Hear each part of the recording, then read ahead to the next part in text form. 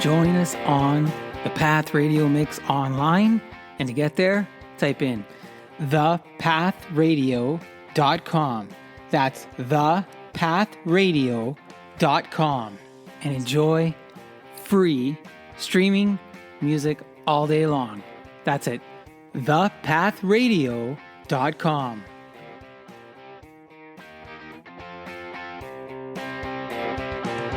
All right, now let's get to the main show, the Monthly Social Podcast, with me, your host, Guido Perino, as you go on with Guido. Hello, everybody, and welcome to the Monthly Social Podcast. It is July. If you're in Canada, happy Canada Day. Our lineup for this month includes hot new band out of Ottawa, Ontario, Lemon Cash, brothers Cory and Jeff, plus 3 of their songs and their brand spanking new one. We'll catch up with Brittany Ford, who talks with us about biohacking, all about your health and nutrition. We'll also talk with Siena Kleiner-Fisman, or better known as Sisi, an 11-year-old girl who is an author of a brand new book, who is a cancer survivor from the age of 3 years old. We'll also touch on the Canada forest fire situation that's coast to coast, maybe throw in a few sports and other things in there. So let's go. Before we do that, let's hear from one of our friends of the podcast, Johnny Prosciutto. Johnny Prosciutto, artisanal Italian homemade products. We make it like our grandfather, or as we say, Nonno. Naturally cured, old-fashioned, and delicious. Order online at johnnyprosciutto.com. And we deliver right to your front door, where the only thing left for you to do is enjoy it with your friends and family. That's johnnyprosciutto.com.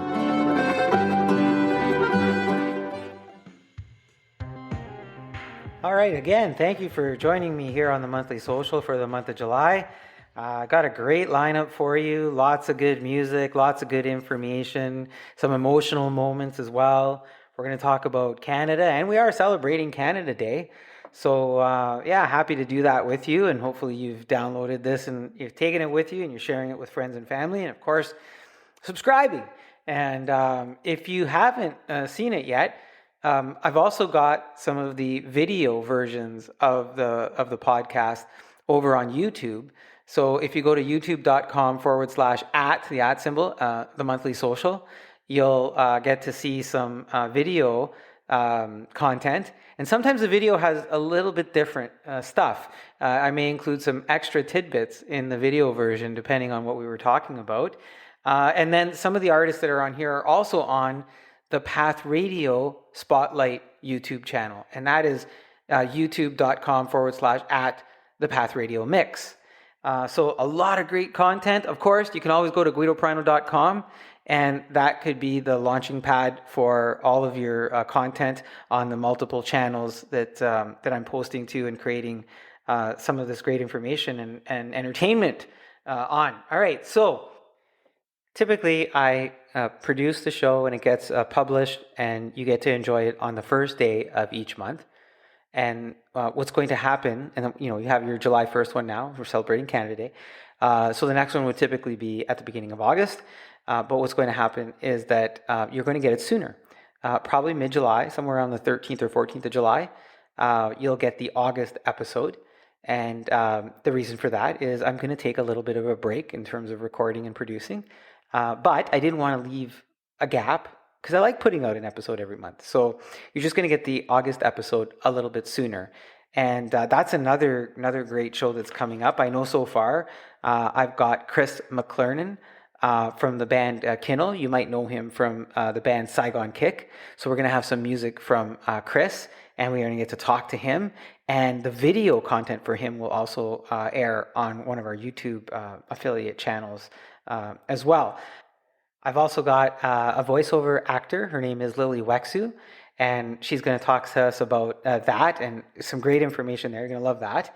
And then I'm going to get a little bit into artificial intelligence and maybe a couple of other things as well. So another great show coming up. You only have to wait 2 weeks to get to that if you're excited about hearing that content. And why wouldn't you be, right? It's the Monthly Social, and you've grown to love it over the last 4 years. And by the way, thank you. 54 countries. The podcast has now been streamed across and downloaded across 54 countries. We got 3 new ones, I think, in the course of the last 6 weeks. It continues to grow. So thank you again for supporting the show. I do it because I love it, and as long as you keep enjoying it, I will try to keep doing it. So let's get to today's show. Our first guest, I met these guys up in Ottawa when I went to an Ottawa Senators game. They were playing outside. So you'll hear more of that in the show. Let's get to Cory and Jeff Papineau, Lemon Cash. I'm welcoming to the monthly social a first brothers. With us are Cory and Jeff Papineau, the duo behind the rising Canadian country band Lemon Cash. Cory, Jeff, welcome to the show. How you guys doing? Doing well, Guido. Thanks a lot for having us. We're doing great. We're doing great. Close to the weekend, can't complain. So for everybody who's like looking at this going, great, who's who, or listening, which voice is who? So if you're watching the video, the guy with the hat, backwards hat, which is probably a Toronto Maple Leaf hat, I'm guessing, eh? It's actually. Is it? Lights. Now I'm gonna have to put parental advisory sticker because we showed a beer hat on the show. Oh, geez, sorry. I figured I probably shouldn't have done that. No, that's okay. I'm just joking. So that's Cory, right? Yes, that's right. Great. And then the non-hatted person is Jeff over there. Hey, Jeff. Hey, nice to see you all. And again, Guido, thanks for having us on. It's nice meeting you and hanging out with you today. So appreciate it. So Jeff, yeah, you're welcome. Are you a hat guy or not a hat guy? Because your hair looks like you don't want to mess with your hair too much. No, I actually had a hat on all day today. I decided to take it off finally, let my hair breathe, and sitting all right. Yeah? Thanks for saying so. And I am a big hat guy. I have a collection of hats. Oh, really? That I'm starting to realize I'm needing to throw out a few because I'll never wear some of them that are in that collection. I have a hat that I'm pretty sure my wife wants me to throw away. I've had it for 35 years. Holy, well, that long, you don't really want to throw it away. You've had it for so long. It's almost like, historical. Yeah. I've got a few of those. Do you remember the old, because you started with the beer hats. Do you remember the blues hats with the happy face? Maybe you don't. I don't know. I might be dating myself here. So I've never seen those. No. You said they're blue, like Labatt blue? So yeah. Oh yeah. I'm sure I've seen them. I just can't. I'm thinking of the cap, like the bottle cap has a blue smiley face on, I think. Anyways, so they put it on the hat. We're big Labatt blue guys, so we should freaking know this, but I'm going to have to send you a picture. We don't know what it tastes like. I'm gonna have to send you a picture. Anyway, so yeah, I got old hats too. So I was gonna say to you, Jeff, you're either a hat guy or a product guy, like hair product or gel or but you're a hat guy. I got it. I'm a hat guy. I try to mix it up. I am a product guy too. I have some mousse that I threw in, which I did today because my hair kind of sits. It gets very fluffy, especially in the summertime. And when I shower and it's a mess. So I got to put some product to keep it, and then the hat, and then I take it off, and this is what it looks like. So there we go. I'm a little bit everything guy. Cory, are you a product guy? I was just going to say, Jeff actually answered that beautifully. I'm the same way. Sometimes you put the product in if you're feeling it. You're going out to dinner and it's like, you're not going to wear a hat. You're going to put a little product in to make sure it's sitting nicely. But what's the hair product you got? I always love it. I use Moroccan oil. Oh, and it smells delicious. It smells unreal. Not that you want to It's just it smells good, and it's it activates the curl. I got curly hair, so it kind of activates the curls a little bit, and okay. So look, we got a salon thing going on here. We're gonna get to music. Everybody's like, is he talking hair with the guys or music? Okay, but let me just tell you. So since we brought this up, so I use something called tea tree hair and body lotion. So instead of using like a gel or a mousse, it's this tea tree hair and body lotion. You put it in your hair, and I got a little bit of that curl too, right? Like it all kind of, but it activates the curl a little bit, and it actually the hair is soft. Like you don't have a crunch. It's like you can run your hands through it. It's soft. Nice. But it gives you volume and shape at the same. Like it's like a miracle thing. You're like, I wish I had this when I was in high school because my hair was really long and crusty from all the stuff I put in it. Right. I'm intrigued by it because your hair does look good. It's even got a nice shine to it. It would look like it is gelled, but you said it's no crunchy. Oh man, what's it called? Paul Mitchell Tea Tree Hair and Body Lotion. Paul Mitchell. Paul Mitchell. If Paul Mitchell Company's listening to us, yes, you either owe me something or you owe Lemon Cash some sponsorship. How about that? How about that? I like it. Regardless, I am getting my hands on this product because it's hard to find. Mitchell. Good. Yeah, Paul Mitchell. Tea Tree Hair and Lotion. Yeah. Well, you can't go anything. It comes in this big bottle, it comes like in I want to say like almost a 2-liter bottle, and that bottle will last me because you don't need a lot, eh? It'll last me like a year. Gee, that's me. Just a little dime worth thing. You just man. Yeah, I feel like anything tea tree too. Hey, tea tree is just a good product. Like it's it's so natural and organic. You're right there. You're going. This can't really hurt my hair. This has got to be good for it. If anything. Yeah. Because I remember like I tend to bite my nails a lot too. And I remember when I was younger, I got like this like sort of like it wasn't an infection or anything. It was just kind of the skin around my nails was kind of like it was beaten down a little bit. And so I went to the doctor and she's like, take some tea tree oil, put it on there, and I did. Honestly, within like 2 days, just cleared it right up. Oh man, like it was incredible. Guido and Lemon Cash giving the boys out there salon advice, and it's okay. It's okay if you're a man out there and you're listening. It's okay to use this type of product and take care of yourself. Hey, absolutely, self-care. Nothing wrong with that. Taking a little trip to the spa if you got to. Hey.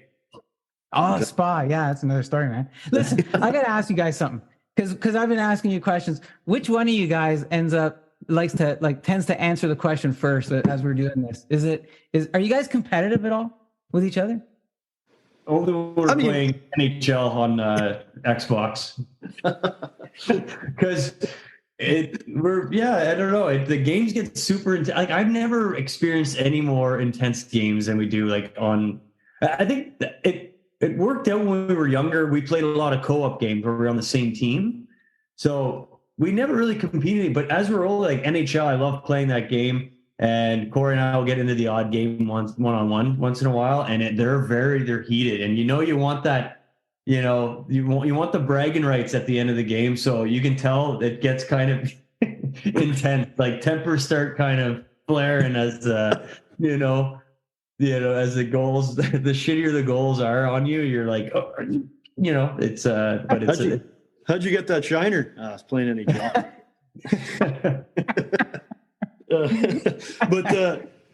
As far as the answering questions, we kind of try to alternate. So I don't know if to make it easier for you, Guido, if you want to just kind of direct one to one of us, kind of if that makes it easier for you, or we can kind of, if I take a question, Jeff, you get the next one, or I was thinking we just play paper, scissors, rock. Like you guys throw paper, scissors, rock, whoever wins, and we'll tally the score. And at the end, we'll give a championship, ring or something. I don't know. Like I like that. The winner gets a Paul Mitchell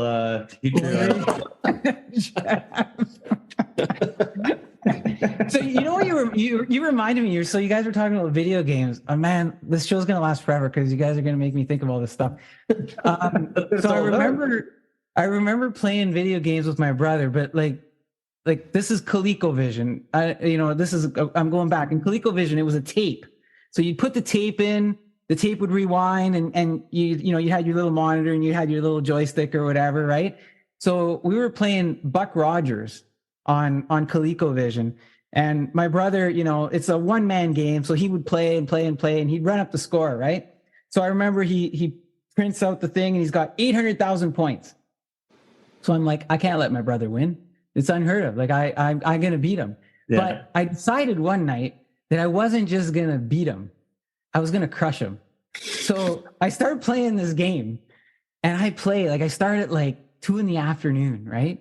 And it had it had a pause button. So you could pause the game, right? And kind of back then even, right? It was cool. So I keep playing this game, and it's like 1 a.m. and I'm still playing and I haven't lost, right? I'm still playing Buck. And like, I'm like, okay, I'm 200,000 points ahead of him.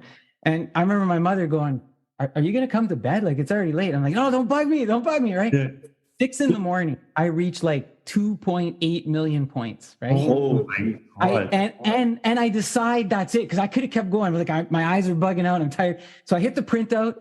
I put it on his bedroom door. I go to bed and I'm thinking, oh yeah, this is great. I can't wait to see him try and beat 2.8 million points. Right? Like he's so far away, right? So he wakes up the next morning. He takes a piece of paper. He walks downstairs, puts it on the thing, and I'm like, yeah. So hey, I won. I'm ahead of you, right? And he's like, yeah. So you gonna go play? You gonna try and beat me? Hey? And he's like, nah, you win. I'm like, what? No. You just forfeited. Yeah. So bags under your eyes. What are you kidding me? Right? Like I'm thinking, I wanted him to kind of stay up and kind of go, but he's like, no, man, you win. You got that's a whole nother level of gaming, and I'm not going down that path. Right? You didn't tell me you stayed up till 6 a.m. or what? Oh yeah, it was. Yeah, he knew that I was up. Okay. Yeah, like I was all bugged out, and he's laughing at me because he's like, I got the better of you, right? Because I'm not going to compete with you no more. Like, and that was the last time that I played Buck Rogers. I didn't pick up that game. I was like, I was done. I was like, well, what else could I do? I think you made it. I don't think you can get a better score than that. You've also collected the hours that I think any regular person that playing that game would put into that. So I think you put your time into that game. Brother competition, like right out of the water, right? Yeah, so, exactly. Okay, let's do a paper scissors rock just for just to see what happens. Okay, you guys ready? I'll go on the count of 3, throw, and I got to see your fist. Ready? 1, 2, 3. I can't see you, Cory. Hey, hello. What do you got? Lift your hand. Oh, sorry. Rock and scissors. Okay, Cory won. Doesn't count. I can't see. You changed it. Now it's gonna get competitive. You had scissors, Jeff? Yeah, I went scissors. I'll take the first one. So Lemon Cash sounds cool. What's the history with the name? I will. Yeah, I'll take this one. So when we were younger, when we were kids, we actually had a lemonade stand in our growing up. We had we set up on our street, and we had some neighbors come over, to kind of try our lemonade. Maybe they just felt bad for us because no one really wanted anything to do with our lemonade stand. But they came over. They're nice enough, and they put the money in the jar. And so once we collected enough coins or enough quarters or dimes, whatever it was, we'd go inside and we'd show our mom. We'd rattle the jar and go, "Hey, Mom, check out all our lemon cash." That's just kind of what we called it because our mom would tell us, "Yeah, you take that money to go buy more lemons to make more lemonade." So that's so we call it our lemon cash. So and then growing up, once we started a band and everything, and then later on we were just reminiscing about that lemonade stand and everything, and then we were just kind of like, yeah, what did we call that? Oh yeah, the lemon cash. Yeah. And then we're like, that's actually a decent, cool name for a band because we were in the midst of we were in a band, we didn't have a name yet. So and then once the story came up, you're like, oh, let's go with lemon cash. That's kind of So that's where the name came from. That's what a great name. Do you remember what you used to charge for a glass of lemonade or? Oh, geez, I don't remember. I think it was actually 10 cents. 10 cents, yeah, something like that. Wow. In a cup and everything? We had no idea what we were doing. We were just squeezing lemons and just kind of putting a little bit of water. I think we actually started it at $10 a glass, and then we realized no one was actually coming, so we kind of scribbled out the S, the dollar sign, and we put a cent, so like 10 cents. We still got no one. And then I started taking change out of my pocket to put it in to make it seem like there were people coming by. No, I'm making all this up.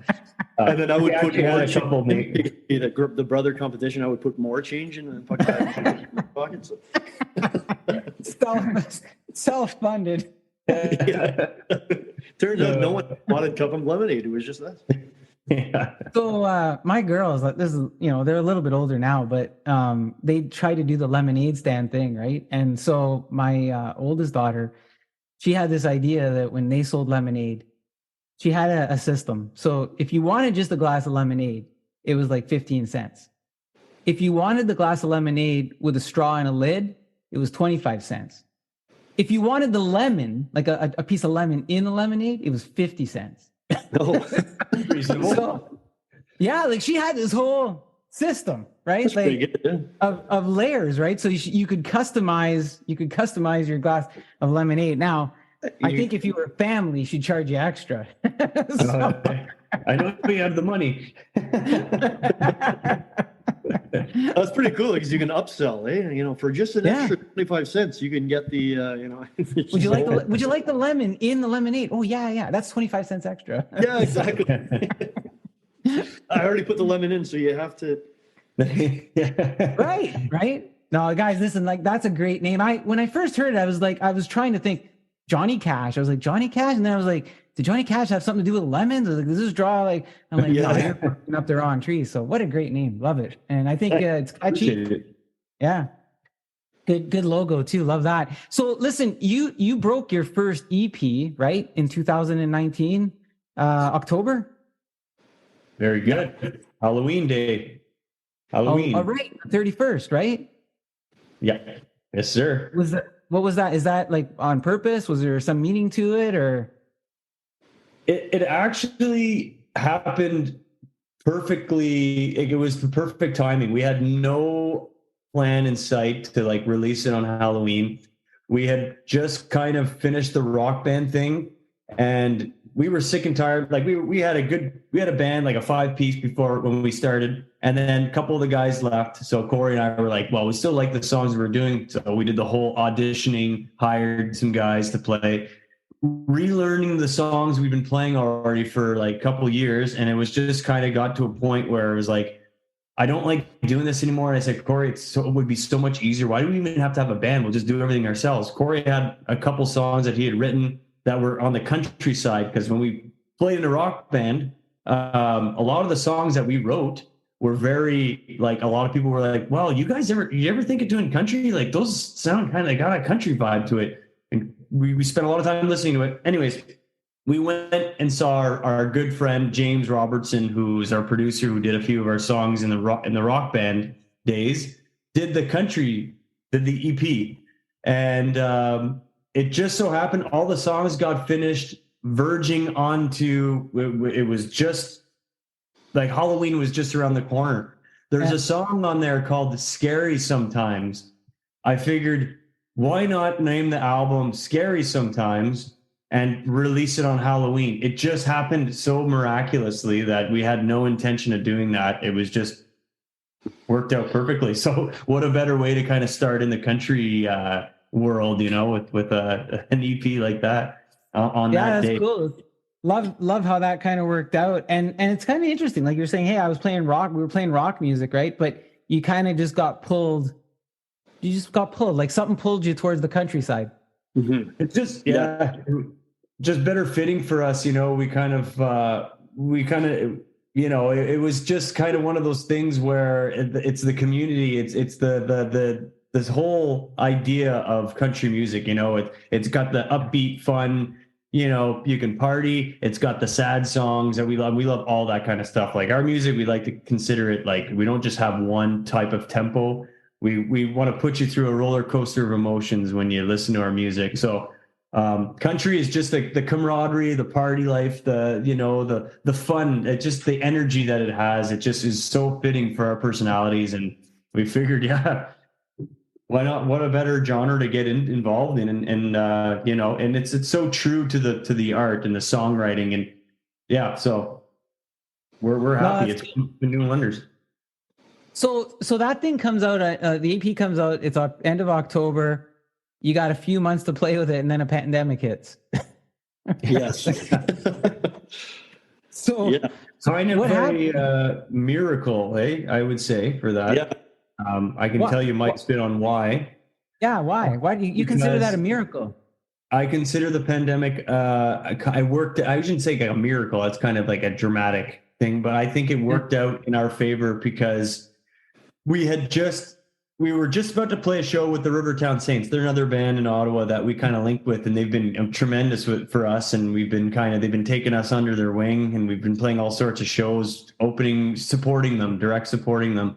It's been great. So, what was I getting at here? The pandemic happened, and you're pandemic. So when the pandemic hit, like Tina Simpkin, our current manager, had reached out to us before then because we were playing a show with the Rivertown Saints, and she's like, "Oh, who's this Lemon Cash band that She checked us out, and she sent us an email saying, this was just before the pandemic hit. She was like, "I'm really liking your stuff, guys. I'm working with the Rivertown Saints and their manager, and we've never had a manager before. Like, this was huge for us." So, and especially just starting in this country genre, it was like it happened so quickly that she reached out. We had a conversation. Great. She was willing to work with us, and we didn't even have a logo. Like the Lemon Cash you see on our CD there, or the cover of our song, is like we had to go through that. We had to kind of pretty much start from scratch. So the pandemic hits, thank God, because everything shut down. It gave us time to get that logo fixed, or pick the logo, write songs, get on track, and be ready for when the pandemic stops. We're ready to get out there with all this, new music, recorded or rehearsed the new songs, and kind of done some songwriting. And anyways, just kind of building that, community before, when the doors open back up again. So I would say it was a miracle in a sense for like helping us reorganize and kind of catch up. Basically, almost get control of your brand, Cory? Like, Yes, exactly. Yeah, and I think just to because I know Jeff, you're using the word miracle. I think more of like blessing in disguise is more like the kind of blessing in disguise. Obviously, we know it wasn't the same case, obviously, for a lot of people. And, we empathize with that, but for us, our particular situation, it definitely was. It did help us for the reasons that Jeff mentioned. Yeah. You know what? It's not so I've been doing these shows now for a long time and throughout the pandemic, and it's pretty wild. Like in the artist industry, I've heard a lot of folks tell me now, you know what? If it wasn't for this time that I had to stop doing all those things that I was normally doing and kind of be with myself or have this time where I was like, well, what am I going to do with my time? Where I either discovered a new talent, got to refine the talent that I had, got to get myself to a place where I'm more ready to do what I wanted to do. You're right. I think blessing in disguise, right? Blessing in disguise. Making the best out of one of the worst situations of where we've seen in our lives, right? And that's what you did. You made the best of it, right? Exactly. Yeah. Hey, you guys, you mentioned the Rivertown Saints, and like now coming out of the pandemic, you guys start doing shows with them?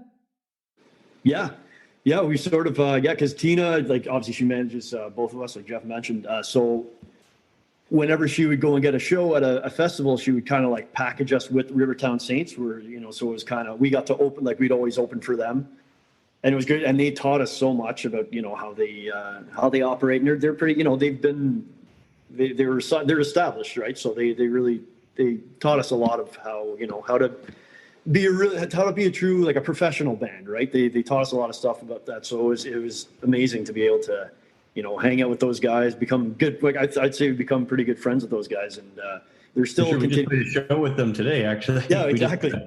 We just did a Rogers barbecue today with them. So it just seems like we're getting closer and closer because we're just doing so many shows together. So there's a lot of time to hang out in between and stuff. And we go to award shows with them, like the country music awards, whether it's in the CCMAs or the CMAOs Ontario. So we're always kind of packaged together because we're under Tina's wing. So no, it's great. And like the great thing about those guys is that there's no like ego. There's no we're the bigger band here. We don't need to show you amateurs, but they're definitely so like open to helping us get on that track that like, the big time level, this is the gear you need to sound like this. And this is what you need to get. It's a little bit of money to spend, but it's worth it. And, like I said, those little takes of advice are always, so appreciative, and they have helped us a lot on our journey so far. So they're great guys. shout out to the Rivertown Saints, right? Shout out, boys. There you go. Maybe they'll come here and do the show. Maybe not. Maybe Hey, let's call They're a bunch of good guys. They're hilarious. That's what I like. Yeah, you guys are making me laugh a few times now, so that's good. Hey, so listen, I caught up with you guys, and it's okay if you don't remember me. That's fine. But I caught up with you guys in Ottawa earlier this spring. You guys were playing outside the Canadian Tire Center, and Tina actually says to me, "Hey," because I said to her, I don't know how we got on the topic of me being in Ottawa, and she's like, "Hey, you're in Ottawa. Go see Terry, and he's doing the sound for Lemon Cash." And I'm like, "What do you mean go see Terry?" Like, and she's like, "Yeah, just go say hi to them. They'll be fine. Just tell them it's Tina. Like Tina sent you." I'm like, "All right." They're gonna think I'm like, a fan stalking them or something, Like, so I come there, and you guys are playing. You're doing your thing, and you're looking. It's a little chilly out there. You're doing your thing, right? And I'm kind of hanging around the stage, and I'm like, I don't know, man. I feel like, like I feel weird. Like, and then I was like, is this what they feel like when fans are kind of waiting for them or something? But I go talk to Terry. I'm like, "Hey, Terry, I'm so-and-so."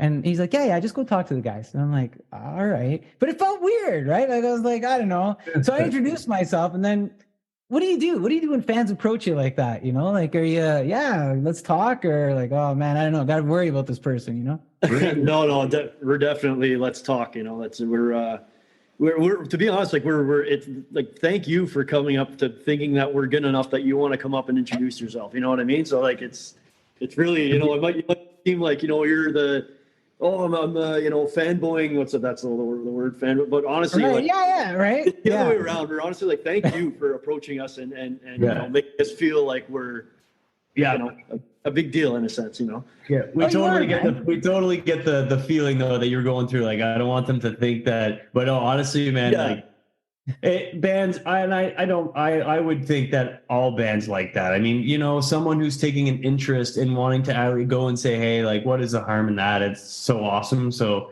I'm glad you came up, man. And like, that's us too. Like, we're inviting people, and we're just here to hang and have a good time. And that's what we do. We just kind of send out this energy and hoping, the audience feels it too. And we just want to bring up everyone's spirits. You had a rough day, come and say, hey, come and check out a Lemon Cash show. And hopefully you leave feeling, uplifted. So and you'll throw some autographs people's ways and stuff like that. And yeah. You want us to bring down the value of your merch that you've got on you? No problem. Well, you know what? You got some really nice t-shirts on. You have a website, lemoncashmusic.com. You got a really nice t-shirt. I love it. I'm digging the blue with the Lemon Cash logo on it. So yeah, thanks, man. Yeah, your address. We'll send you one. Yes, absolutely. Yeah, man. As long as you autograph it, though. That's it. It's got to have it. You can do that. We can do that for you. Appreciate it. The next cover of your album is going to have Paper, Scissors, Rock. Like, it's not a bad idea. Or a song called Paper, Scissors. Maybe there's more. I'm probably stealing some other country person's idea. Don't listen to me. I don't think that's I've already written it down. That's a great idea. I think you're onto something. Yeah. I'm good. Just throw a lemon my way at some point. Yeah. So listen, so you're outside the Canadian Tire Center. The Ottawa Senators are about to play. You sounded good. You sounded really good that night. I was digging it. I was torn. I was like, yeah, man, I don't know. Did you guys keep playing or while the Sens were playing? Because then I went in. I didn't know. Did you play for a little bit while longer? Or? No, we were finished like right before. Like we finished right at 7. So yeah. We actually got to go watch the game after. So we went in. Right on. Yeah. Yeah, who were they? They were playing Tampa Bay that night, I think. Yeah, and me being a Leaf fan, right? I knew the Leafs were playing Tampa in the playoffs, so that was a big. It was like a scouting thing for me. Wanting Ottawa to win, eh? Yeah, and they did. I think they won like it was like 7-2 or something. Yeah, it was a crazy scoring game or whatever. I'm easy to find in the arena. I don't know. I have to have if they make a big popcorn thing. The bigger they make, I have to have that. Whatever the biggest popcorn thing is, I gotta have like this, And then people will look at me like, "Are you gonna eat all that? Don't touch my popcorn." Are you one of those popcorn eaters where like, do you manage to like not make a big mess after you're done eating, or do you have it all over yourself? No, I'm clean. I'm like, I'm clean. Eat popcorn. Oh my god, did I get any in my mouth? Holy. Got it. I think I got on the guy beside me too. I'm like, No, I'm like I'm slow. I'm a colonel. I just don't like getting up to get more. That's the thing, right? Yeah. So if it's big and I don't have, like, I don't like to miss the game. So it's like, how much of the game can I watch without getting up too many times and without being the guy that goes, excuse me, pardon me, excuse me. Oh, man. Oh, sorry, I just knocked over your beer. Sorry. oh yeah. Oh yeah, knocking over a beer, that would suck. Oh Jesus. Totally, right? I've worn a few beers a few times from people like, spill while they're walking by. But anyways, so listen, are you popcorn? What's that? No, my popcorn. No, not my. Don't touch my popcorn. That's it. Like 5 minutes. Do you have a drink? You have a drink to wash down all that buttery, salty popcorn, or do you just Yeah, and you drink all the spilled beer? I got it. No, like that's the weird thing is I actually just have like probably a soda on hand, right? Like I don't usually. I'm not a big social drinker. So yeah, I just mean like a pop, because usually I'll have like a soda or something, Yeah. What's your go-to fountain drink? Like pop, like when you're Coke Zero. Coke Zero. That's good. Yeah, it used to be like root beer, but how about you guys? I think root beer would be mine, or just regular Coke. Yeah, if we're talking popcorn here, like I don't normally get it at a game as much as I would, but usually when I go to a Sevens game, I'm drinking beer, so I don't really want to have like popcorn. I'm not really in the mood for that. But at a theater, I have to have popcorn, and I gotta have a Coke, like a fountain drink Coke, and it's God, what a combination, right? Oh, it's the best. Yeah, so that's my go-to at a theater. If I'm having a beer, I gotta have a pretzel. I gotta have one of those salty pretzels. Oh yeah. Right? You put mustard on it, or? It's half. Like I'm torn because I like mustard on it, but it's like I like just without. But the mustard is good too. So you? Okay. Honestly, I haven't had a pretzel. I can't remember if next time I have one, I will put mustard on it, but I can't remember if I ever tasted it. So it's so odd. Like, where did that start? Like putting mustard on that? I know it's delicious, but yeah, I'm not a big pretzel. I don't get the pretzels as much, but like if someone bought me one, I would eat it, but I wouldn't buy it. I'd be like, I think I'm more of like, I'm like a hot dog at a sporting event. A good hot dog at a sporting event makes a difference. But the pretzel, my brother is like, we're at the game and he goes, I want a pretzel. You want a pretzel? I'm like, well, what? They're pretty big. I go, why don't we get one and split it? He looks at me, he goes, I want my own pretzel. Yeah, because like I would totally split one. I don't want to have that full one, A great decision. Then he's like, no, I want my own. And then I'm like, well, if you're eating a whole and I'm eating a whole, you're not gonna win this. No. There's the competition. Next thing you know, you're up until 6 a.m. eating the pretzels. Okay, so we've endorsed Coke, beer, hair products, pretzels.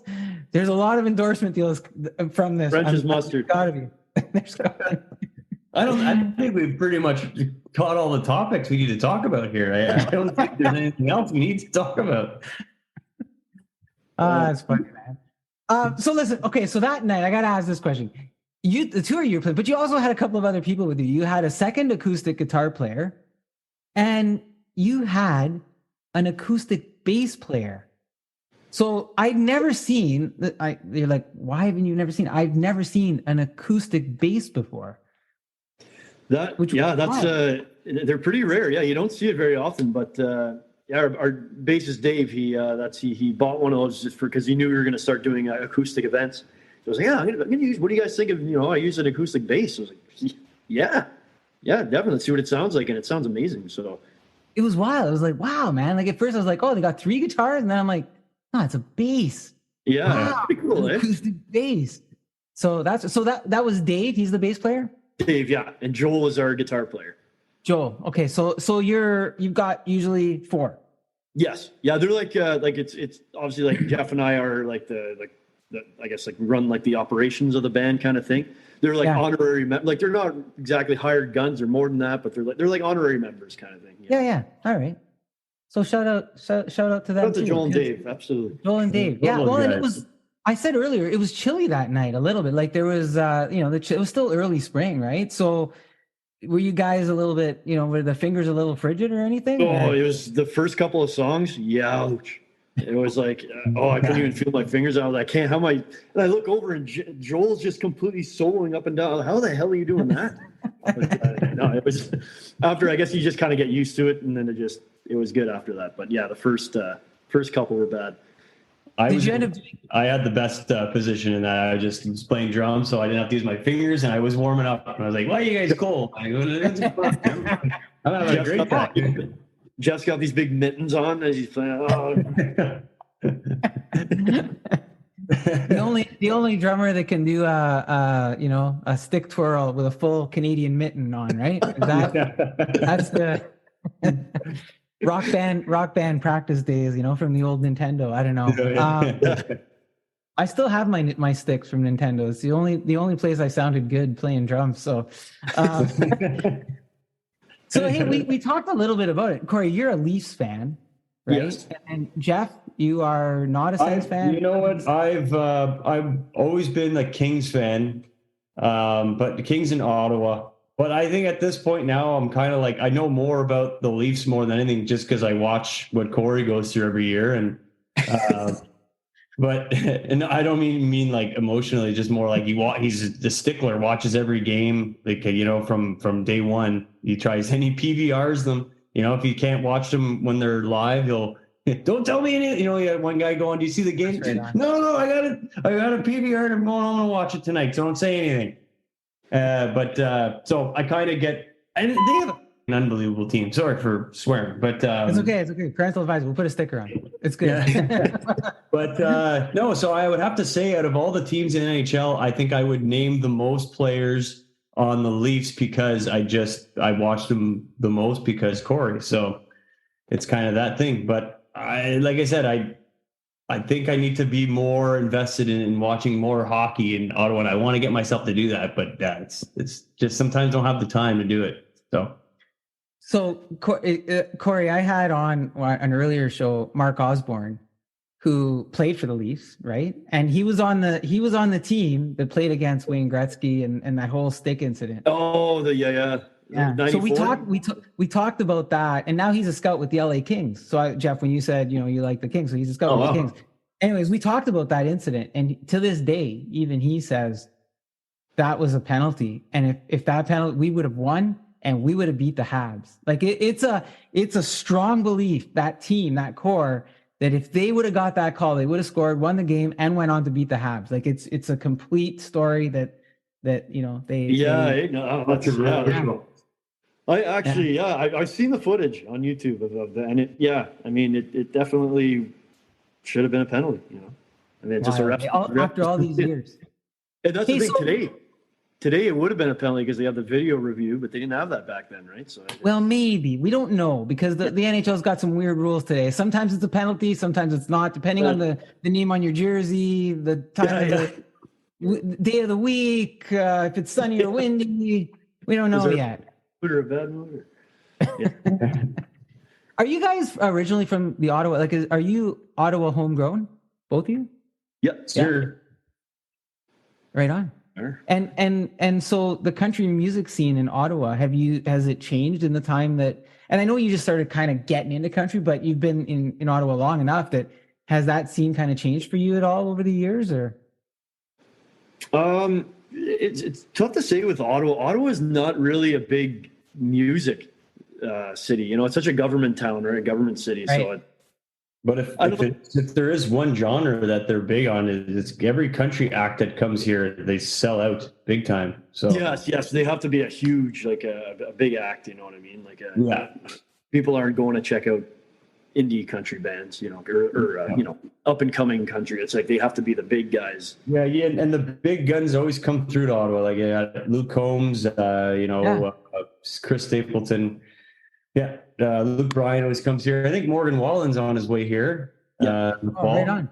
Which I will never be able to afford. I think whoever's paying that much to go, that's ridiculous. Holy moly! But Yeah, good for them. But no, Hey, man. like I said, Ottawa is definitely a growing market for country for sure. You never know, man. That could be lemon cash, right? So Oh, I hope so, man. Tell your me too. friends, Guido. Motivated me, man. Let's go. Let's go. So look, Jeff, you're the drummer, and Cory, you're on the guitar. You guys both do vocals, harmony. Yeah, yeah. So I'm the lead singer, and Jeff does the harmonies. And how did you guys like? So growing up, brothers, like, did you just say, Jeff, you're gonna play drums? Because this is what I'm doing, or how did that work out? Like, how did you find your instruments? How did you find what you were gonna do? I don't know, Jeff. To me, like from what I remember, it was just kind of, I wanted to play guitar, and you wanted to play the drums, right? Exactly. Yeah, exactly. It would just happen so easily. Cory, I think the reason why I played drums is because Cory was playing guitar, and I'm like, you're gonna need a drummer at some point, so let's do it. And yeah, we had fun. Cory would be learning his, and picked it up very quickly. And I didn't pick up the drums very quickly, but I tried. And we just jammed, listened all the stuff that we were listening to. We were big, and back then it was like mid 90s. So like, Blink 182 was just fresh, and like all that type of music. And the 90s, like Goo Goo Dolls, like Matchbox 20, that type of music, and Green Day, I remember playing some Green Day. So anyways, we would just cover a whole bunch of those types of songs in our basement. And that's kind of how we started, eventually formed to what we're looking at right now. It's crazy how that happened. Is your music relationship with each other different than your everyday brother relationship? Like, or does it just kind of blend? Rock, paper, scissors on this one? Yeah, let's do it. We haven't done one in a while. Rock, paper, scissors. You ready? Okay. Got to see the hand. Got to see the hand, Cory. Way up. There you go. You ready? Go. 1, 2, 3. Paper, scissors. Jeff's got it. Go ahead, Jeff.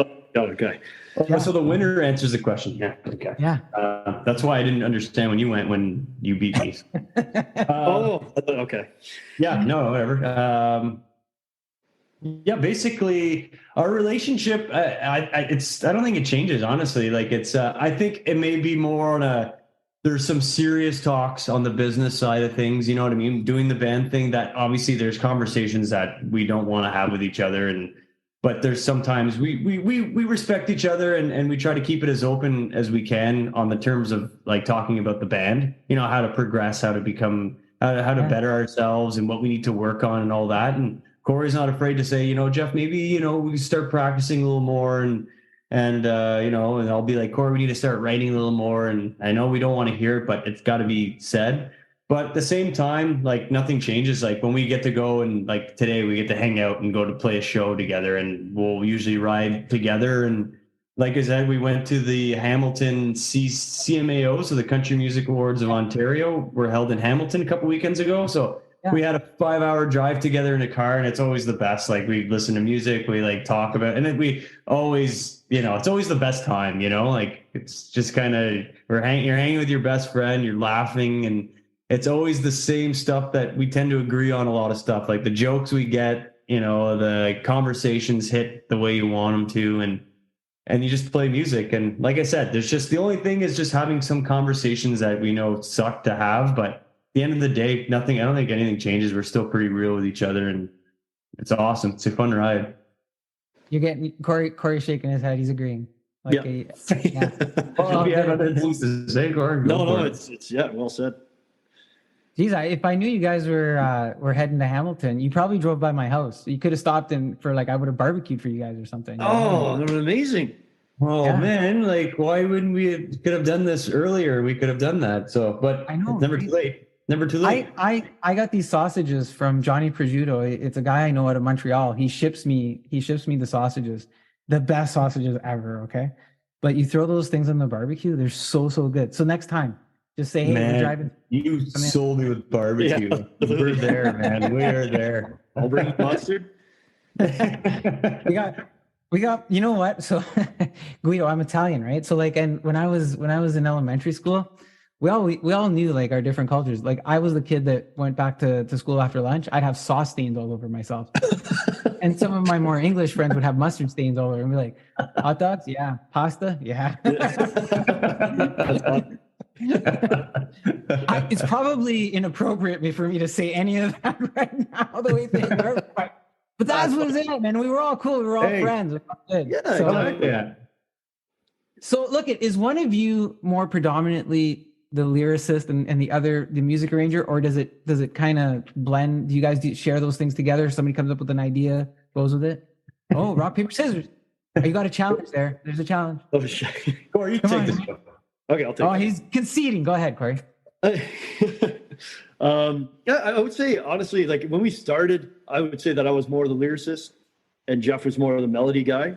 But as we go on, it kind of like, you know, it kind of shifted and now it's kind of balanced out where now it's like, yeah, I know it's such a like conservative answer, but that's kind of the reality of it. It really is like it's equal now where we both contribute like pretty equally. And it's all a matter of, you know, like who comes up with the idea. Like it's either, oh, I got this idea for a melody and then we work on it, or it's like, I got this song title idea and here's the concept. And then, you know what I mean? So it's just kind of, it's different every time. But it all evens out eventually. Like you look back on everything that we've written, it's been pretty much 50-50. Like I'm always in awe when I hear that. When I hear musicians like, and the fact that you guys are brothers, when I hear musicians or bands and they talk about, yeah, you know, we come with an idea, I have a lyric, I have a riff, I have something, and then the other guy, let me add to it. I'm always in awe that it works out because I always view lyrics or the music so personal. Like when if I was to start writing it, I have like a personal attachment to it, but I'd have to learn to let go of that personal attachment if I want to evolve the song, right? Because the other person might add something of real value, but I'm always in awe of that when it comes to music for some reason. I don't know if that makes sense, but honestly, yeah. Go ahead, Cory. Exactly. That's pretty much what I went through. It was pretty much like, I gotta, you know, I'm not the greatest lyricist here. I gotta friggin', you know, I gotta open my mind up to other ideas, and that's true. That's the hard thing too. And that's why I love writing with Cory, just because we are so on the same page with music. Like we listen to all the same most of the same type of stuff. We're interested in the same artists, and we're not too different in that area. But when it comes to writing with other individuals, like you said, Guido, like, yeah, sometimes I think I got to let go of that because it's so personal when you have an attachment to a song and an idea. And then you see someone kind of taking it in a way where it's like not where you thought you wanted it to go. And that kind of happens a lot. And it's really hard to kind of like, it's happened to me a few times, and it's really hard to continue to contribute ideas to that, you know, because you're like, I had this idea, I wanted it this way. It's not that it's wrong, but it's steered it in a way where I'm not necessarily sure. So it's like, how do I get excited and continue to do that? So thank God there's Cory, because then I'll be like, Cory, I have this idea, and this, and Cory will run. I'm like, yes, yes, like this is where I want it.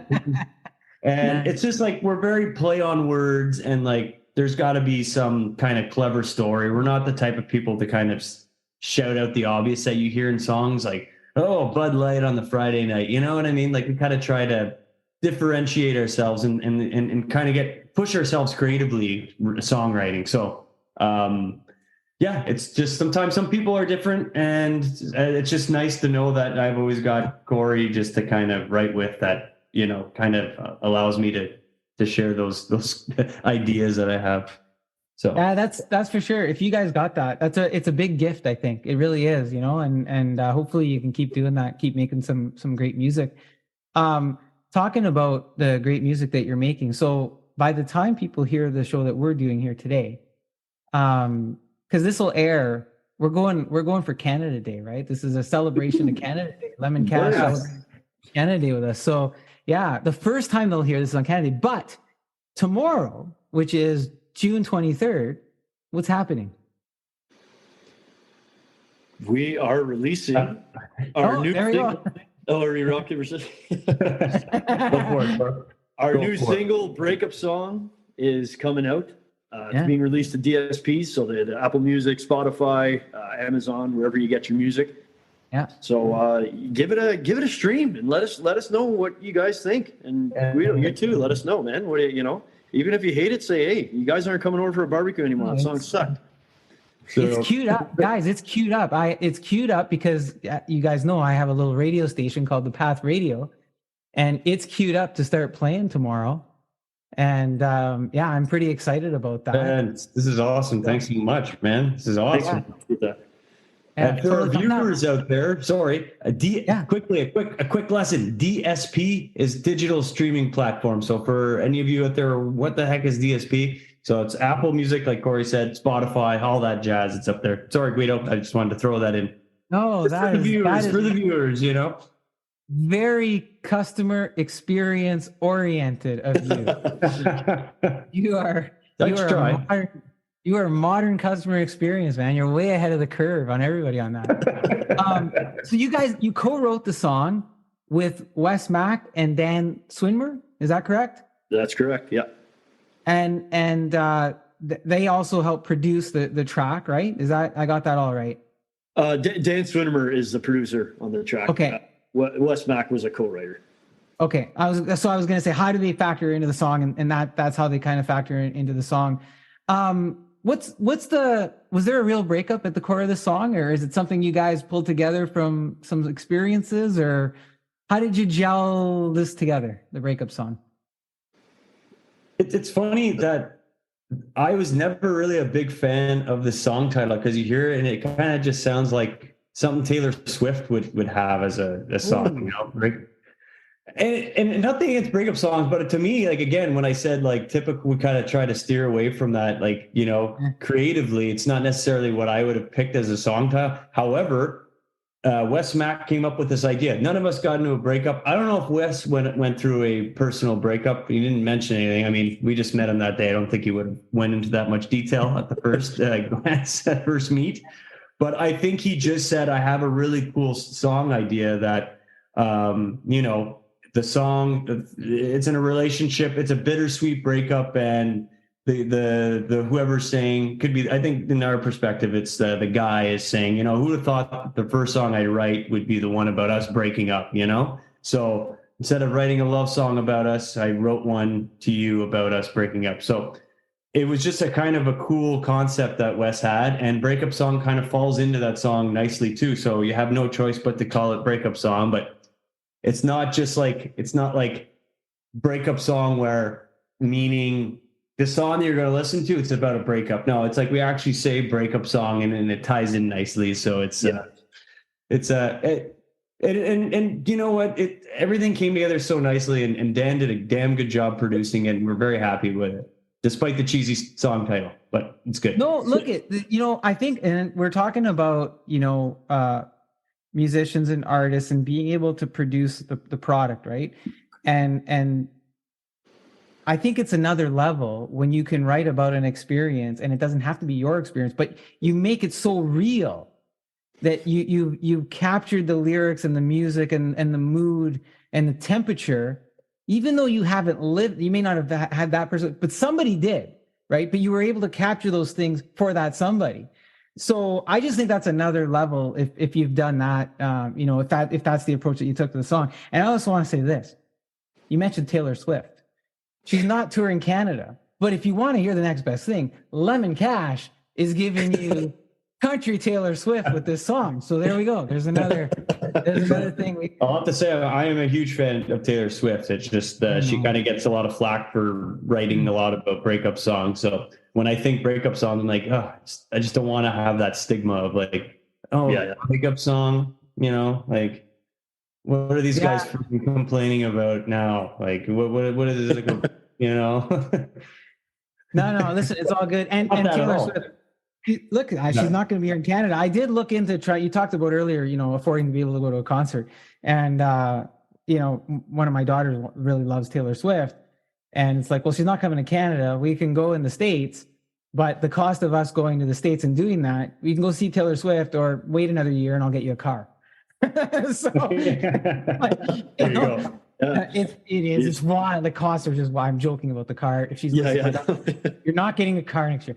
When more years till I get a car? Here we go, Audi. Whoa, Audi! I didn't say anything about that. What was your first car? Do you remember what your first car was? Yeah, mine was it was a Chevrolet Impala. I think it was like a 2006. Nice. Chevy Yeah, Impala. it was pretty good. I liked it. It had a good V6. Had 2 point. No, I don't know, but My first car was first truck. I got a 2012 Dodge Ram.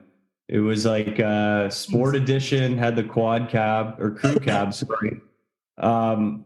Why I got that at the age of 22? Because it was sweet. I worked with the boss, so I did construction, and he had this Ram that it was just, the screen. I've never seen a screen inside the console, and he had his Bluetooth hooked up, and he was talking to probably a relative. He was Lebanese, so he was speaking it, and God knows they probably were making fun of me. This guy doesn't do any work at all. But anyway, he would constantly be talking on there, but I remember after that, he'd be blasting, like, not only was there that, like the screen and the Bluetooth, and this was new. Like I've never seen that before. And the truck was I was comfortable. And then we had Tupac blasting in it. And I was like, it was just like a very unreal moment. And I was like, from then on, I'm like, I want to have that. So I got it because of that reason. I had it for 5 years and, till I realized I couldn't afford the gas anymore. So I bought something a little more affordable. And now I'm driving Mazda. So I'm happy. Hatchback, actually. I had a hatchback. My first it was really my first car. I drove other cars kind of in between with the help of my parents, but the car that kind of was my identity or was mine was a Chevy Chevette hatchback. Oh, and yeah, it was like in 1980. I don't know. I want to say in 1982 or something like that. But it must have looked unreal. I decided to do the bodywork myself to tidy it up a bit, and there's nice. Just crazy stories about that too, like that went well and not well, if you will or whatever. But what I loved about it was it had on the side of the car the word Chevette, and if you were hanging out with people and they were drinking enough, they'd think it'd say Corvette. So they'd be like, "Hey, you got a Corvette? Yeah. You want to go for a ride?" Did it kind of look like this? You know what? That it really did. So it's funny that you're holding up a white car, because when I got the car, it was baby blue, and I was like, I can't drive a baby blue. So I do the body work, and we used to live next door. We used to live next door to the Outlaws. Okay, like they moved in. Really nice people, anyways. They knew people who could, paint the car. So I did the body work. They painted the car for me. I added these really nice racing stripes to it. It was a nice looking car for a couple of. Yeah, awesome. Yeah, that's sweet. Yeah, those cars are like, I don't know. There's something about a hatchback that I love. Like, there's just something unique about it. It doesn't look like any regular car that they make nowadays. Like, everything looks so basic, unless you're buying, higher end cars, but just fine. But hatchbacks. And it's funny enough, in the breakup song, we mentioned hatchback in it. So shout out breakup song. Shout out hatchbacks. Shout out break. So bring it. Thank you for like being the good host that you are on this show and bringing it back to what I'm supposed to be doing here. Back to the music, right? You guys got me all over. You get me excited about all these other things. Seriously. So your song, it's also your debut release under Sakamoto Music Warner label. So what does that mean to you guys? Well, it means the world, honestly. Like, it's we never thought we'd ever say, like, holy, we're signed to a label.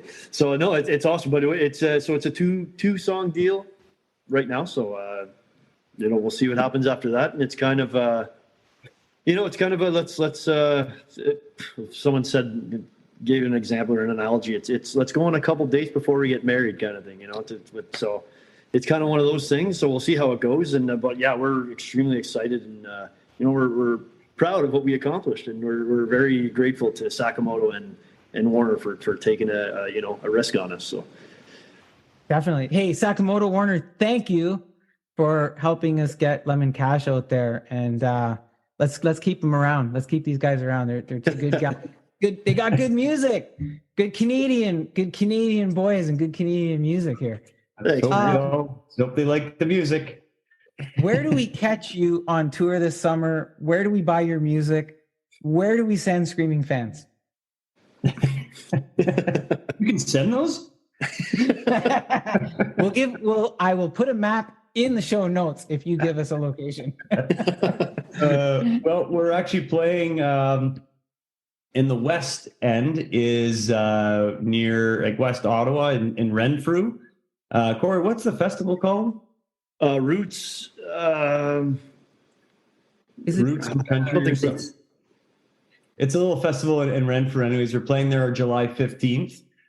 You can get your tickets there and pop on over. And this is our first time playing there, so not sure what to expect. We've played in Pembroke. We've played in that area plenty of times, and the people are just so friendly, and the community out there is just so supportive, and we've always had nothing but great things to say. The town of Pembroke always has us up there to play, and they've been very good to us. So we're excited for that. July 15th. Sorry, Renfrew Roots Music Festival is what it's called.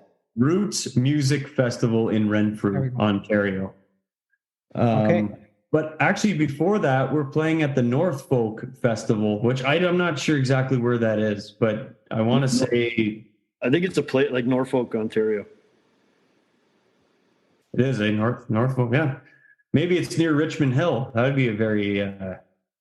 Norfolk County, yeah. Come on over. I'm going to look at... Norfolk County. Yeah, so Norfolk County is on July 14th. So we're doing a little weekend tour there. So we do the 14th and we come back to Renfrew. So that's what we got going on so far in July. A lot of other dates, festivals that are still in the work. See, the thing with that is the contracts get put in, and there's an idea of us playing there, but they can't send the contracts in until closer to the date. So luckily Renfrew was good, and so was Norfolk. So we've got that in. But as of now, that's where we're playing. And anyway, and Charlotte Lake. Charlotte Lake, August 12th. August 12th. That's another one that was locked in. That's a part of the CMAO organization. So the Country Music Awards of Ontario are throwing a beach bash at Charlotte Lake. August 12th, Cory, is it? Yeah, August 12th. You guys going to be playing in sandals that day or what? Thinking about it, yeah. Trade in your cowboy boots for sandals, maybe.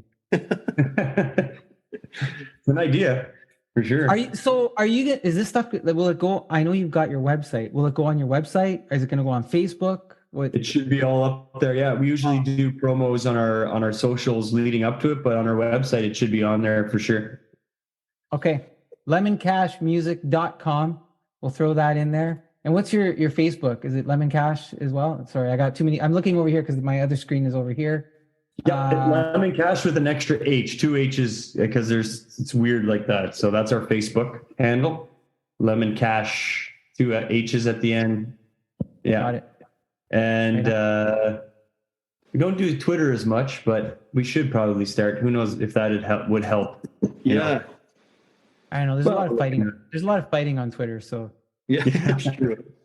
Yeah, there is. I don't want to get into fights. We're lovers, not fighters. Lovers, not fighters. That's good. Also, Instagram, we're on there too. So, and TikTok. Are you doing TikTok? Your videos, I guess, right? Yeah. Yeah. We don't do any of the TikTok dances, although we're coming up with one right now that we can do. We're choreographing it but it's in the works. No. Well, I was thinking maybe Jeff would do a little bit give us some little Taylor Swift on TikTok, but his true. Never say never. Not Justin Bieber. That's Justin Bieber. Yeah, man. All right. So look, I have peppered you with questions, and I'm pretty sure, like, I already gave you some other song names, but if I keep this thing going, you're going to write a song called Make 'Em Stop. So let me ask this final one. Is there anything you would like to leave us with before I let you get back to making more great music? Just, to everyone out there who listens to us, thank you so much. We love you guys, and, just keep being great people, and, make sure to, if you don't, make sure you follow us, and, Yeah, we love you guys too.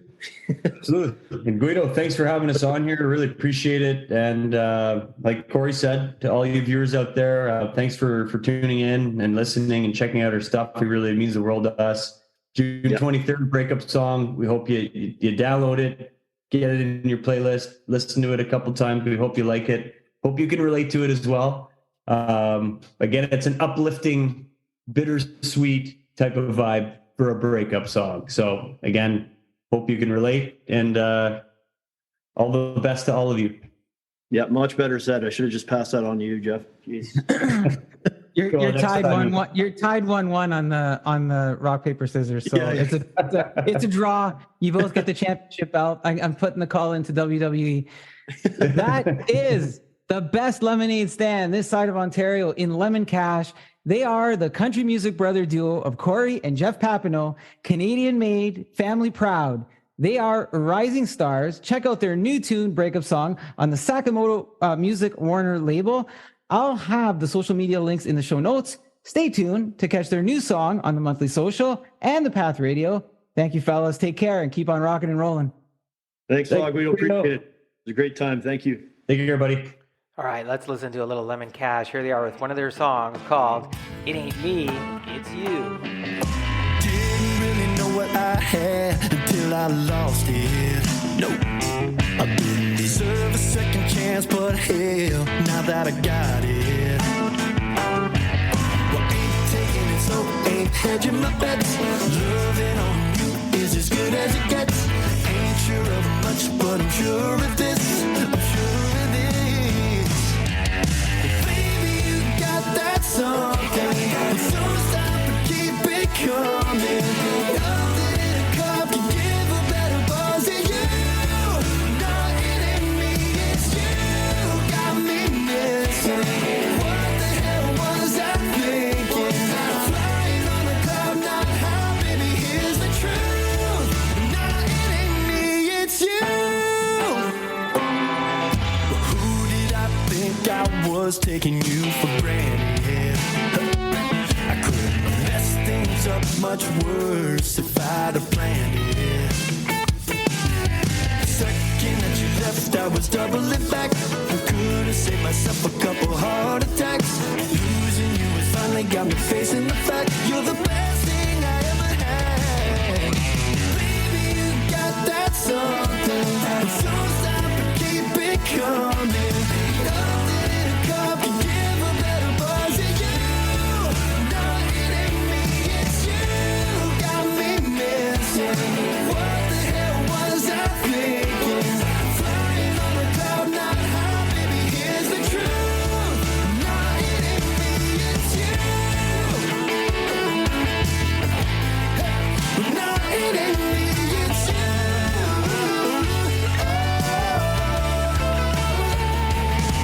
I kid myself 'cause I still can't believe, that I gave you the it ain't you, it's me. Well, baby, you got that something. Don't stop and keep it coming. Nothing in a cup can give a better buzz than you. Nothing in me, it's you. Got me missing. What the hell was I thinking? Flying on a cloud, not high, baby, here's the truth. Nothing in me, it's you. Nothing in me, it's you. All right, that is Lemon Cash with their song It Ain't Me, It's You. We'll have more from them later on in the podcast. But now let's hear from one of our friends of the podcast, Chaser's Juice. Hi, I'm Richard Chase, introducing Chaser's Fresh Juice, a local business in Toronto. We've been in business for over 20 years, initially supporting our local Toronto area and now servicing all of Canada. Chaser provides fresh organic juices, ingredients including citrus zest, dehydrated garnishes, and fresh citrus peels to enhance any cocktail or recipe you can think of. We have successfully supplied restaurants, distilleries, craft breweries, and bakeries across the country. Reach out to orders@chasersjuice.com for any questions you may have. We are a customized fresh juice company, and I'm sure we can help you. Thank you. Thank you, Richard at Chasers Fresh Juice. Now let's keep the show moving along. Let's catch up with Brittany Ford and learn a little bit about biohacking. We are welcoming Brittany Ford, a registered holistic nutritionist who says she is passionate about nature and health, including biohacking, nutrient defense foods, and healthy lifestyle habits. We'll learn about more of her health journey and maybe yours, as well as her show called Biohacking with Brittany. Brittany, thank you for being my guest here on the Monthly Social. How are you today? Awesome. Thank you for the intro. And I am doing so good, so well. That's awesome. Did I get all of those things right? Yes, yeah, you did. No.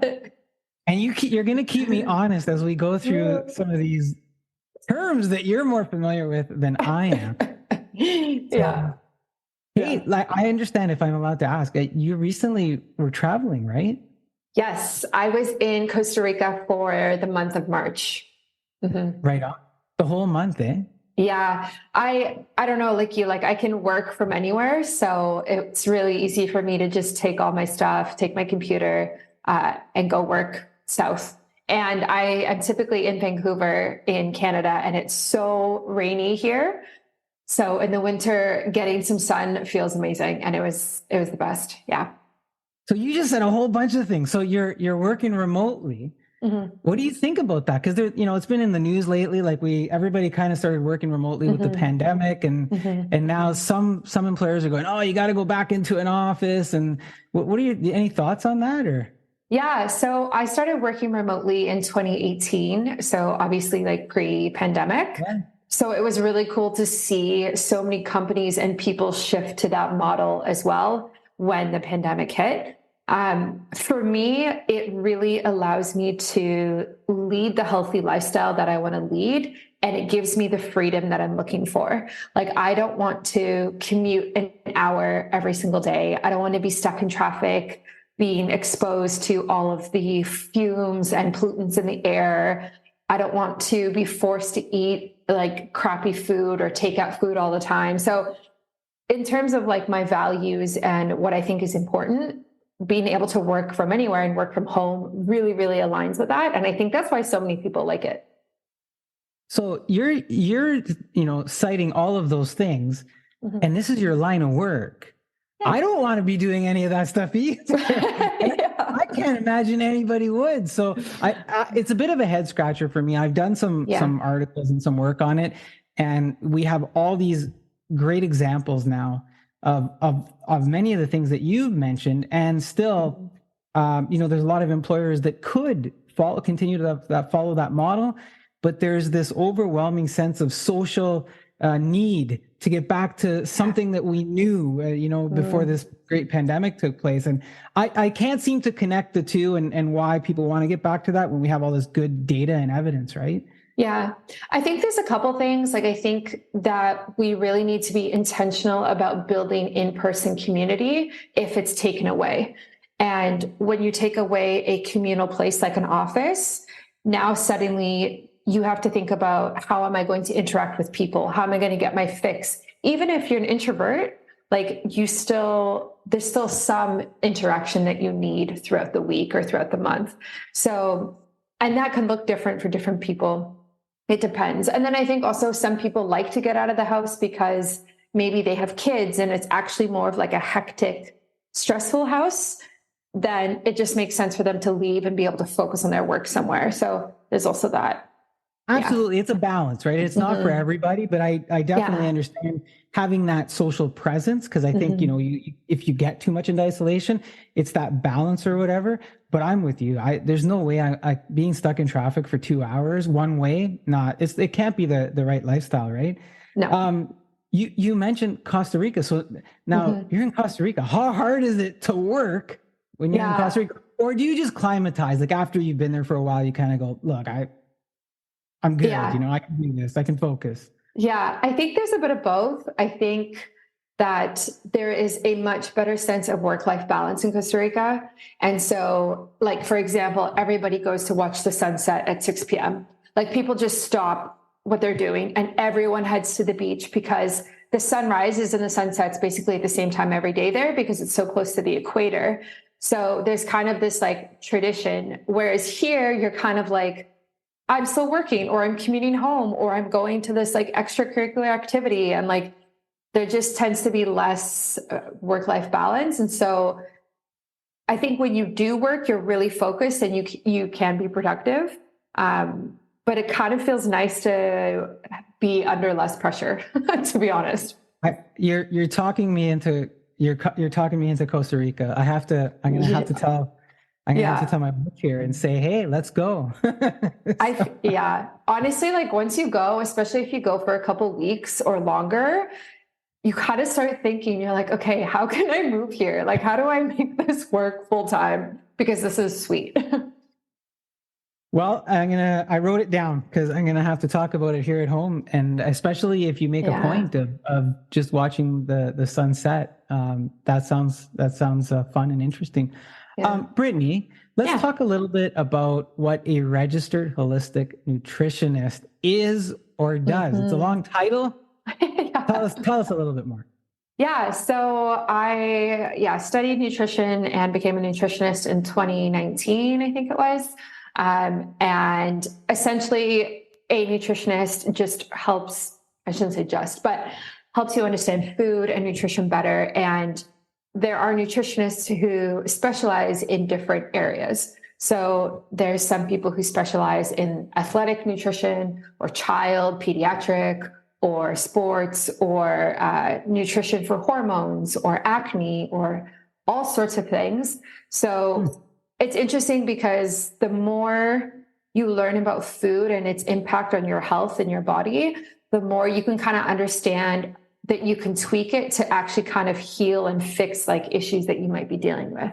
And that's when people come to nutritionists, when they're like, I've tried everything and nothing's working. And I just tried this one diet and it was like a, quick fix and it didn't last. And now I'm back to eating junk food again. Like, how do I kind of get from point A to point B? So yeah, it's interesting. And there's so much to go into with it. Now, does the term holistic mean that you span across all of these different types? The way that I use the word holistic is that I think that it's about the lifestyle that you lead and also kind of relates to biohacking. So for me, like, I don't specialize in nutrition for athletes or nutrition for geriatrics. It's not necessarily about the population. It's about looking at the person as a whole. So when I work with clients, it's a very holistic approach because we look at how you sleep, your stress, the activities that you're doing, your exercise, the environment that you're in, the people you're around, your mental health, emotional health, spirituality. And then, of course, we also look at food and nutrients and your supplements. So that's like the word holistic is like we treat and help people as a whole, essentially. Right. So I get it. So it's the whole of me. It's the whole of me and all of the different components of my life. Like we even talked about when we first started talking, the commute, like that part of the lifestyle as well as the diet.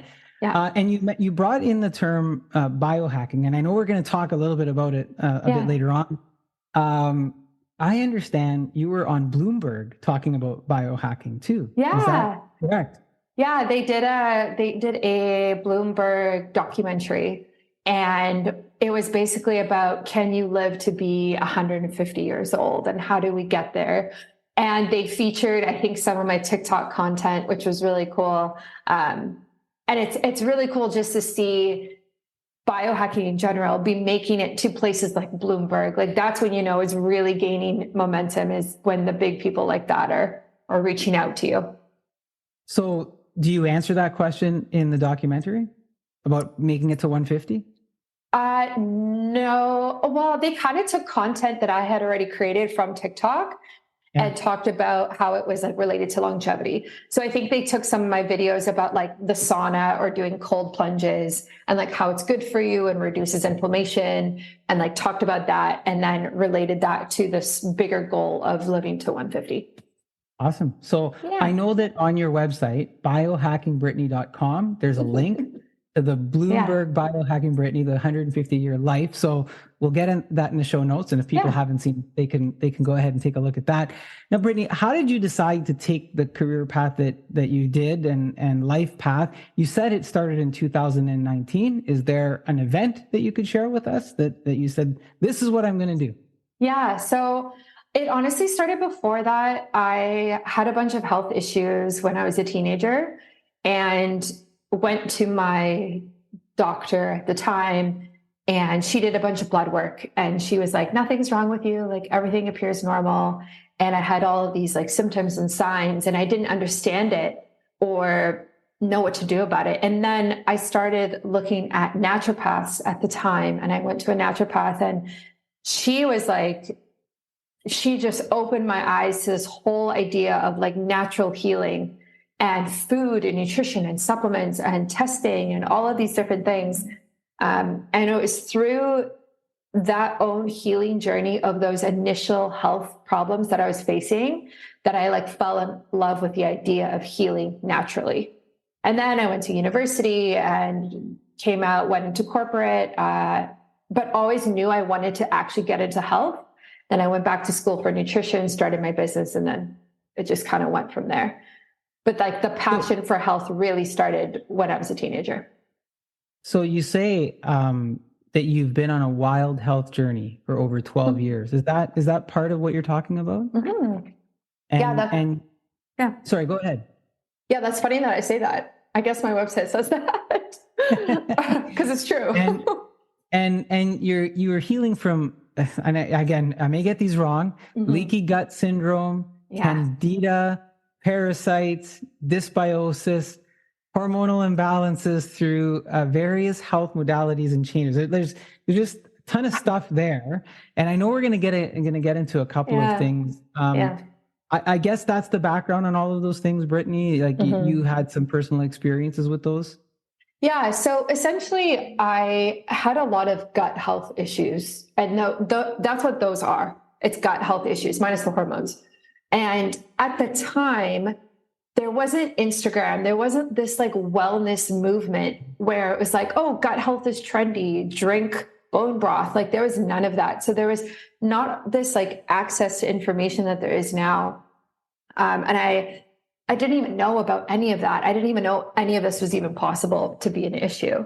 But when I started working with this naturopath and we kind of peeled back the layers, I was able to understand that the root cause of these issues was coming from my gut. So it was impacting my mood and my skin and digestion issues and stuff like that. So it really took me finding the root cause and then working on healing my gut in order for those symptoms to go away, if that makes sense. It does. Do you feel today that those are all resolved? Yeah, for sure. For sure. It's one of those things though, like, and this is with everybody, gut health, you don't just like heal your gut and then you're good for the rest of your life. It's like something that you're constantly having to work on and think about.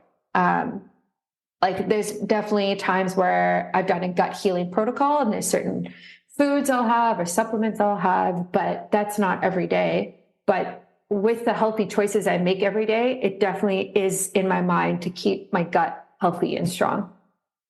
You know, it's interesting. Anything that is of value for us personally always seems to require some work effort and dedication, right? Like whether it's a relationship or whether it's your health or yourself, there's some dedication, there's some commitment that we have to make to make those things happen. Can you help me understand for folks, what is leaky gut syndrome or dysbiosis? Yeah. Yeah. Okay. So two different things. Dysbiosis has to do with the gut bacteria. So basically what this means is that the ratio to healthy bacteria or good bacteria to bad bacteria is off, and the bad bacteria has overpopulated the good bacteria. So the way that I like to think about bacteria in your gut, or like the microbiome, or even the microbiome on your skin, is like a rainforest. So there's a ton of different species, there's a ton of different types, and the diversity is really what makes it thrive. makes the ecosystem thrive. But when we have dysbiosis, we have one species that kind of takes over. And so the dysbiosis or the diversity is less, like there's not as much. And that's when we have problems. So we really want, when we're taking probiotics, for example, you want to take a probiotic with multiple strains in it. You don't just want one probiotic supplement that has, 10 million, 10 billion strain, like amount of one strain. You want a supplement with like multiple strains in it just to support the diversity. So, and then dysbiosis leads to a bunch of different issues and whatnot. And that was like one of the things that I was dealing with. And then leaky gut is completely different. So essentially this has to do with the gut lining. And what happens is that there are tiny little holes in our gut lining. And this is normal. Like everybody has these. But when they become bigger or there's more of them, the nutrients that are in our gut actually slip through the lining, slip through the holes and get into your bloodstream. And that causes inflammation. So when I was dealing with this, we not only wanted to clean up my diet and my lifestyle at the time, we also wanted to actually repair the gut lining, to soothe it so we could get rid of the holes, make them smaller, so I would be absorbing my food better. Because like, even if you have the healthiest diet, if you have leaky gut, it doesn't necessarily matter because a lot of it is just seeping through and you're not absorbing it. So you really have to look at multiple factors when you're looking at the gut. This is like wildly intriguing. I'm learning stuff and I think the listeners will be too. So if I come to you as the holistic nutritionist, would you help me figure out, what probiotic I would need to take? How do I know that I've got these different conditions, or to what degree? Is that something that you would help us do? Yes, absolutely. So thankfully now it is so much easier to find this out than when I was dealing with this. So you can do a gut test now. There's a company called Viome, like Viome. I don't know if you've ever heard of them, but they have gut health tests. And it's an at-home test, and it's actually a stool test. And they assess all of the bacteria, viruses, all types of things that they see in your stool. And they can also give you an indicator of if you have leaky gut, and if so, how bad is it? As well as like candida, you mentioned, if there's an overgrowth of candida. And so it's really great now because you have this tool that can pinpoint exactly what's going on in your gut. This is wild. Okay, I feel like we're just scratching the surface on all this stuff. And obviously, like you have your education and your experiences on this. Yeah. Look, you have 3 goals that are posted that you share with your visitors. And your 3 goals are this: level up your fitness through your Peloton, hiking, and daily organic movement. Continue regulating your cycle through nutrition, biohacking, and supplements. And you've talked about a couple of those things. And listen to your body more and rest when needed. Have those goals changed?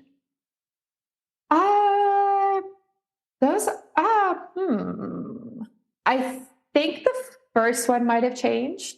I think my approach to fitness for this summer is more gentle than probably when I wrote that. And there's like multiple reasons for that, but I still am very active and organically active, or naturally active, we'll say.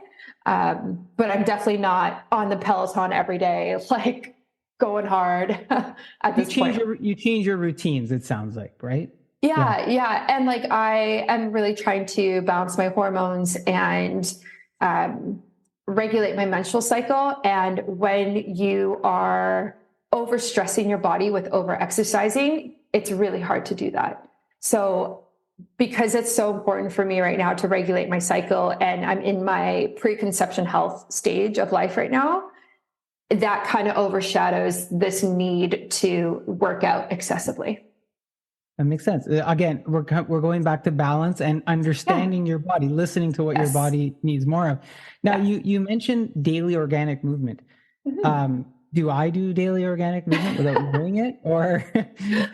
How often do you get up from your desk every day when you're working? Well, for medical reasons, I'm supposed to do it every 15 minutes. Okay. Yeah. Sorry, 15 minutes every hour. So Okay. is that what you mean by organic movement? Yeah. And yes, exactly. Like less Okay. sitting for a long period of time, less sitting, just in general, or like watching TV, and just more like I use my stand-up desk right now, or like I move probably every single hour. Like I leave my desk every single hour. I go outside, and it's just moving the body more. I think we end up being still and sitting a lot, and it really impacts the stiffness of our muscles and our joints over time when we do that day in and day out. Okay. And again, leads back to our intro, right? If we're sitting in a car for 2 hours Yeah. or an hour commuting, there's no organic movement Yeah. whatsoever. Yeah. So, look, I've skated around a little bit about it. I've talked about you doing a documentary. What exactly is biohacking?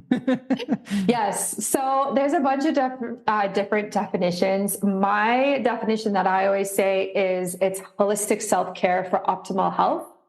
And again, like the first part of that holistic self-care is what we kind of talked about. Like, let's look at every aspect that makes you, you, and let's figure out, is it optimal? Like, is it actually helping you become healthier? And then this idea of optimal health is very much in the biohacking space. Like, we don't necessarily want to be normal, because normal doesn't equal optimal. And that is kind of hard to understand for a lot of people.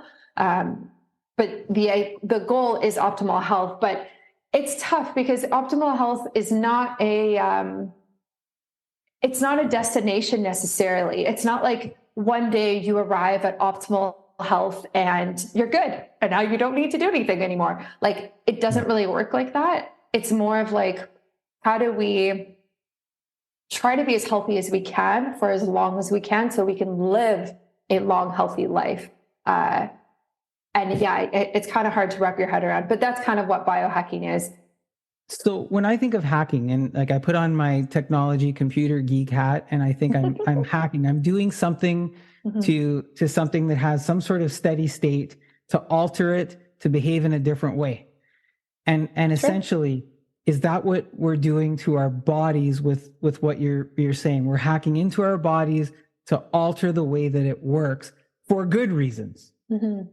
Yeah, I mean, I don't think we're necessarily like altering the way the body works. It's more of like, let's alter our decisions that is more in line with how the body naturally works. Does that make sense? Like, I don't want to, yeah, like, how do I promote what my body wants?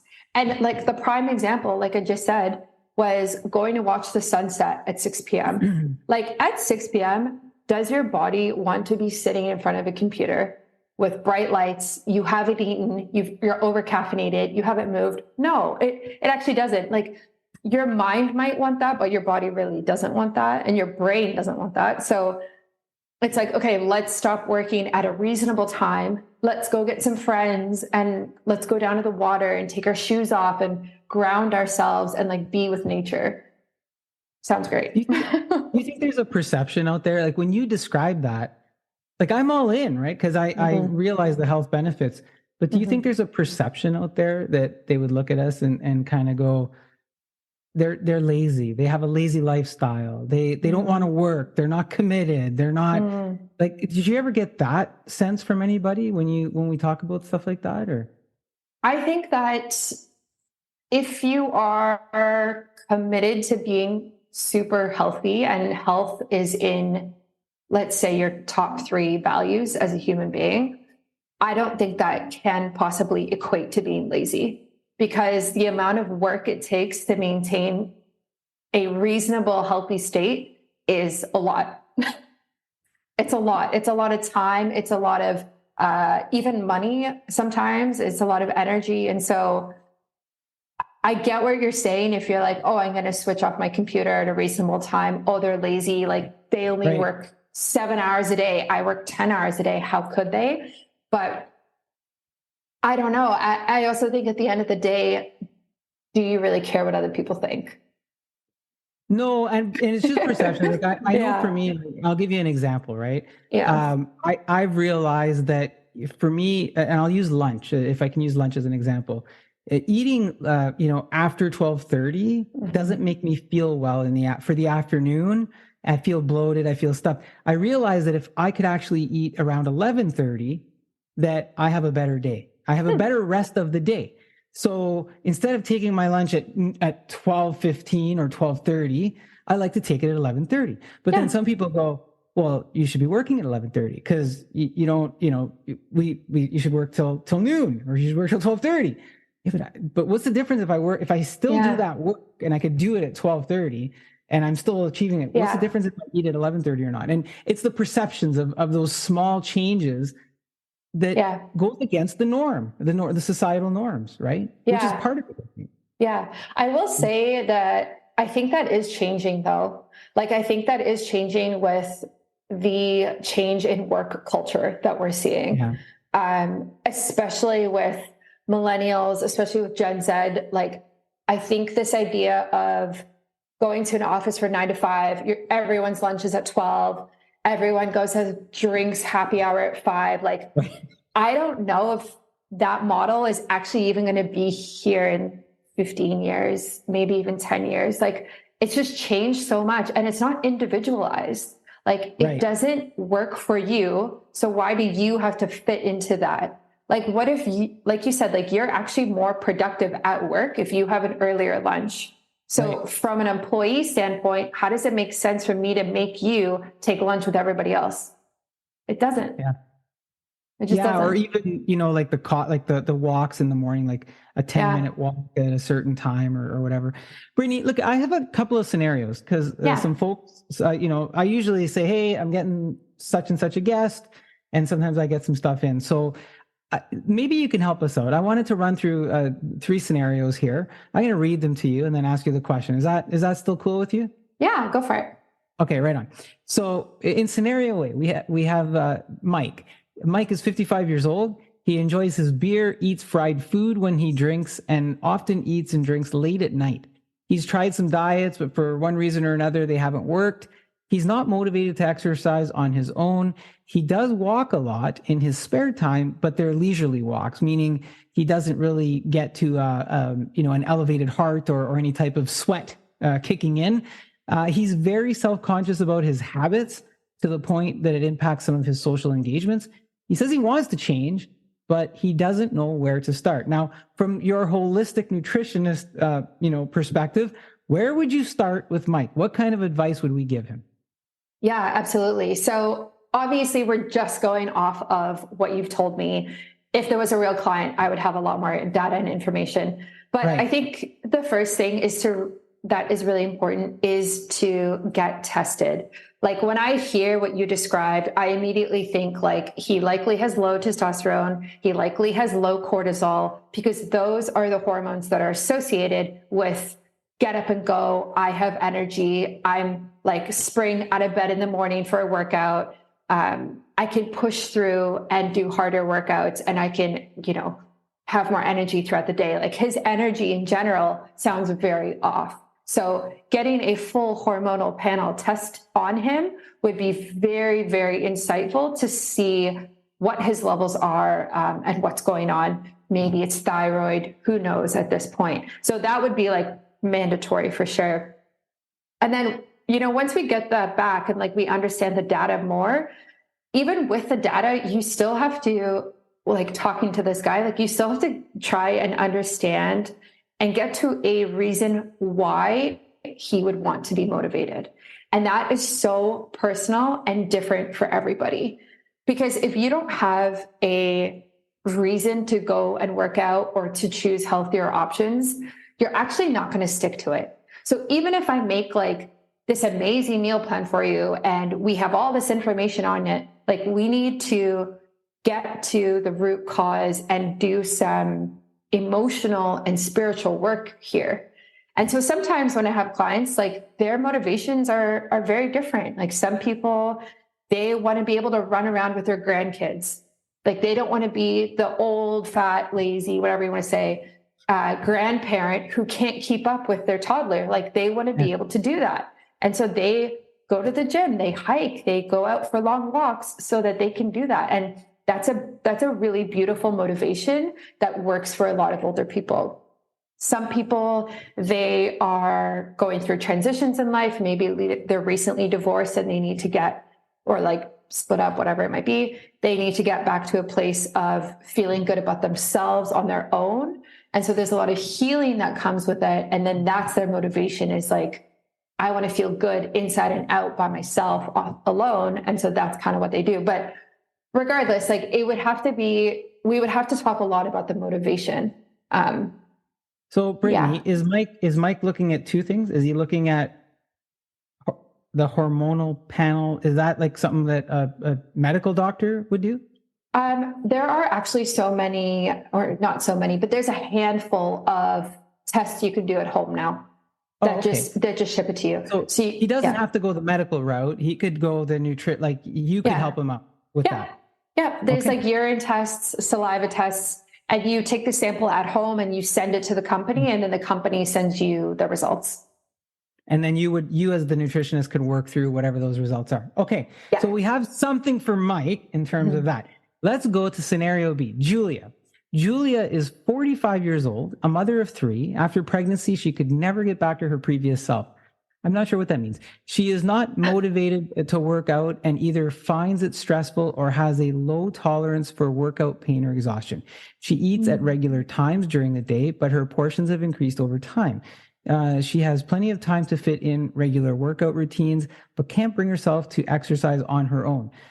Some of her weight gain has impacted her sleep patterns and mood. Again, as a holistic nutritionist, where do you start with Julia? Is this a matter of balancing hormones? I'm throwing it out there. I don't know. Yeah, I mean, it certainly can be. And with a lot of people, it really is like the root cause of what's going on. But with her, a couple of things stick out. I think that if she doesn't like to exercise alone, I would really try to encourage her to find exercise with people and a community. And that can look so, so different. So you could go to a local spin class or a local yoga class, or you could work out with a friend. I see a lot of people doing that. It's like Monday, Wednesday, Friday, I work out with my friend. We meet at the gym and afterwards we get coffee. And it actually becomes like a social thing in their calendar. And I really love that, because then you have accountability from somebody close to you. And I think that's important. There's also online apps you can use that are really great for community. But that's what I would suggest in terms of the exercise for her, is like, let's explore ways that you can actually like it and make it less about weight management or anything like that, and more about how do we get you to feel good during this hour of exercise 3 times a week? Like, what can we do? Do you want to dance? Do you want to go to Pilates? Like, there's so many different classes now. And so it's trying the new things that I think would help. And then of course, like, testing hormones again would be great. And the hormone testing, that's again, you could do that, right? Like, is that? Yeah. So there's different companies that you could do. Like, I can tell you a few of them if you want. Okay. All right. Yeah.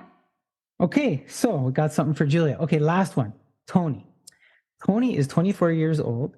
He's had stomach issues the better part of his life at 24, and has discovered in the past couple of years several food allergies, largely fruits and vegetables and certain nuts, uncooked. He often finds himself with IBS, irritable bowel syndrome conditions. His doctors have recommended Metamucil and some other prescription medication, but they're hit and miss. It has impacted Tony's social life and at times even his work. What nutrition advice do we give Tony in terms of what foods to eat to maintain balance, to help his IBS? Should he be taking supplements? What do we do with 24-year-old Tony here? Yeah, so I definitely think with him, the Viome test that I mentioned earlier would be great. Like, let's get more information on your gut to be able to make better recommendations, and actually see what this IBS looks like in terms of data. And then I would also say, there's definitely certain supplements that can help. a probiotic and a prebiotic, a really good one, would definitely be a great place to start.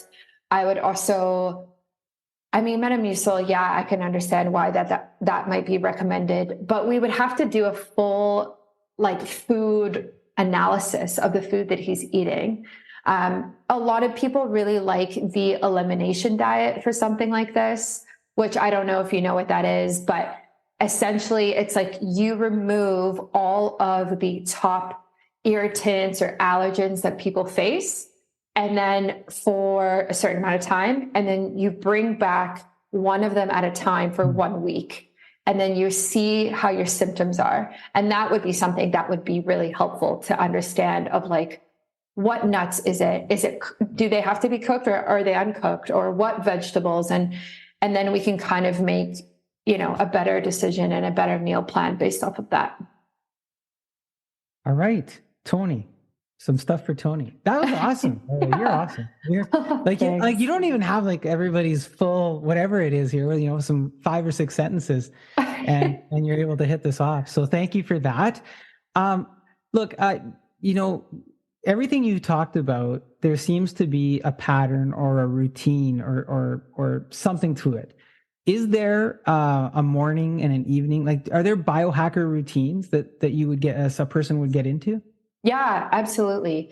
I definitely have pretty strict, maybe not strict, routines myself that have really, really helped. So I was dealing with a lot of sleep problems in 2019-ish. And that was the year that I really committed to figuring out how to sleep better. So for me, it's right now I turn my lights off at 9:30. So if we were to work backwards, I turn my lights off at 9:30. I go to bed around 9, and from 9 to 9:30, I read. Before that, it's kind of chill time. I have blue blocking curtains, blackout curtains, and then blue blocking glasses on. So I block all the bright light. I don't eat 2 hours before bed. And so basically I create a routine of a very relaxing, calming environment that's not stimulating before bed. So when we eat close to bed, or when we're watching Netflix and all the lights are on in the house, and then suddenly we're going to go to bed 5 minutes later, it's really hard for a lot of people to fall asleep, or maybe they do fall asleep, but they wake up multiple times throughout the night. And so you can actually fix those sleep issues through creating a really gentle, supportive evening routine. I don't know if I said way too many details for you, but no, I'm just kind of taking it all in, and you're making me think of the things that I do or don't do. And then I was I'm guessing you don't have your phone by your bedside. No. So yeah, I also have set up my phone that notifications stop. I think it's at 7:30 p.m. So I don't go on it at all. Wow. Yeah. So, but actually though, if there was an emergency, the phone would ring, right, and someone would call me. But it's not that constant, the thumb texting going on and having to be connected. And yeah. And then I have, that's huge these days, right? I think it's replaced so many things. Yes. Yeah. And then I put it on airplane mode. And then when I wake up in the morning, I have my notifications set to start again at 8 a.m. So if I grab my phone and I turn it off airplane mode, it's not like I see all my messages and WhatsApp and everything like that. Nothing comes through, which is really, really nice. So I like to just create space. You ease into your evening, you ease into your morning. Yeah. You create space. You create the conditions according to what you need. Brittany, you talked earlier about your teenage years. How important is nutrition in our teenage years? What should teens be focused on when it comes to nutrition? And I, as a dad of teenage girls here, I'm kind of going, is there something I could do to help in terms of what they should be doing or not be doing? Yeah, I think teens, it's a really tough time. When I was a teen, I ate whatever I wanted. I didn't really care. And I think a lot of people are kind of are kind of like that. And I don't necessarily blame them, but obviously it is important. Like during those years, your hormones are changing so much.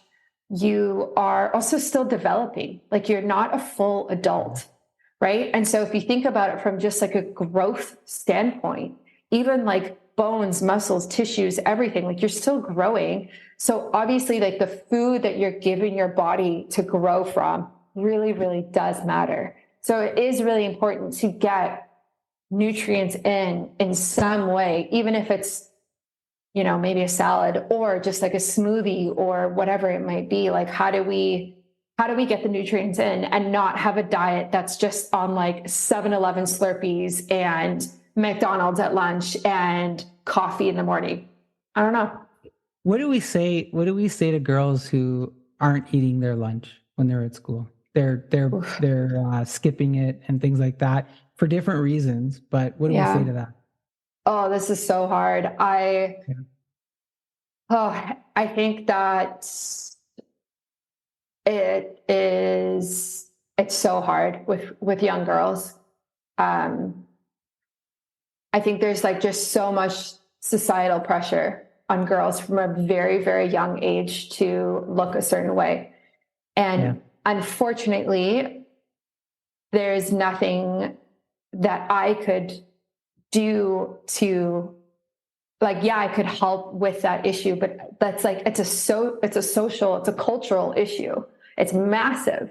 It's really hard. It's really, really complex. And it's in everything that we see, right? It's in all of the media, TV shows, movies, celebrities, everything like that. But now it's also everywhere on social media, right? So there's young girls in high school who are on TikTok and seeing what other girls look like who live in different parts of the country and different parts of the world.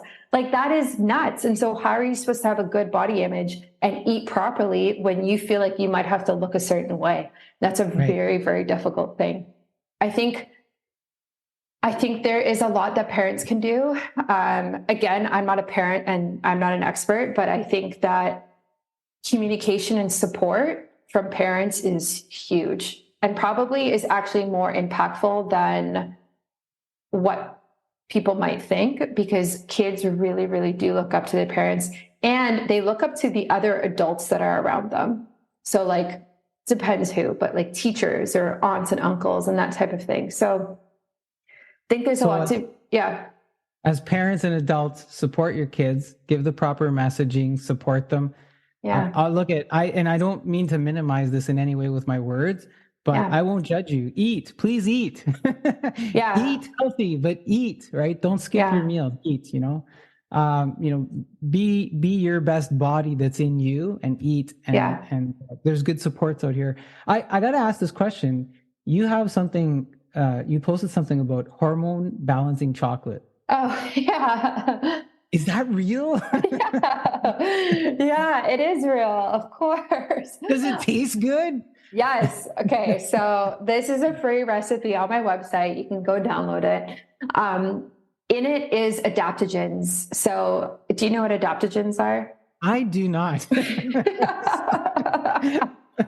Okay. So there's adaptogenic powders in it, and adaptogens are basically plants or herbs that help balance our hormones. And they do it in a very gentle way. And they do it across multiple different hormones. So like maca or reishi mushroom. I don't know if you know any of these. Ashwagandha. Ashwagandha is probably the most common one. Do you know that one? No. Okay.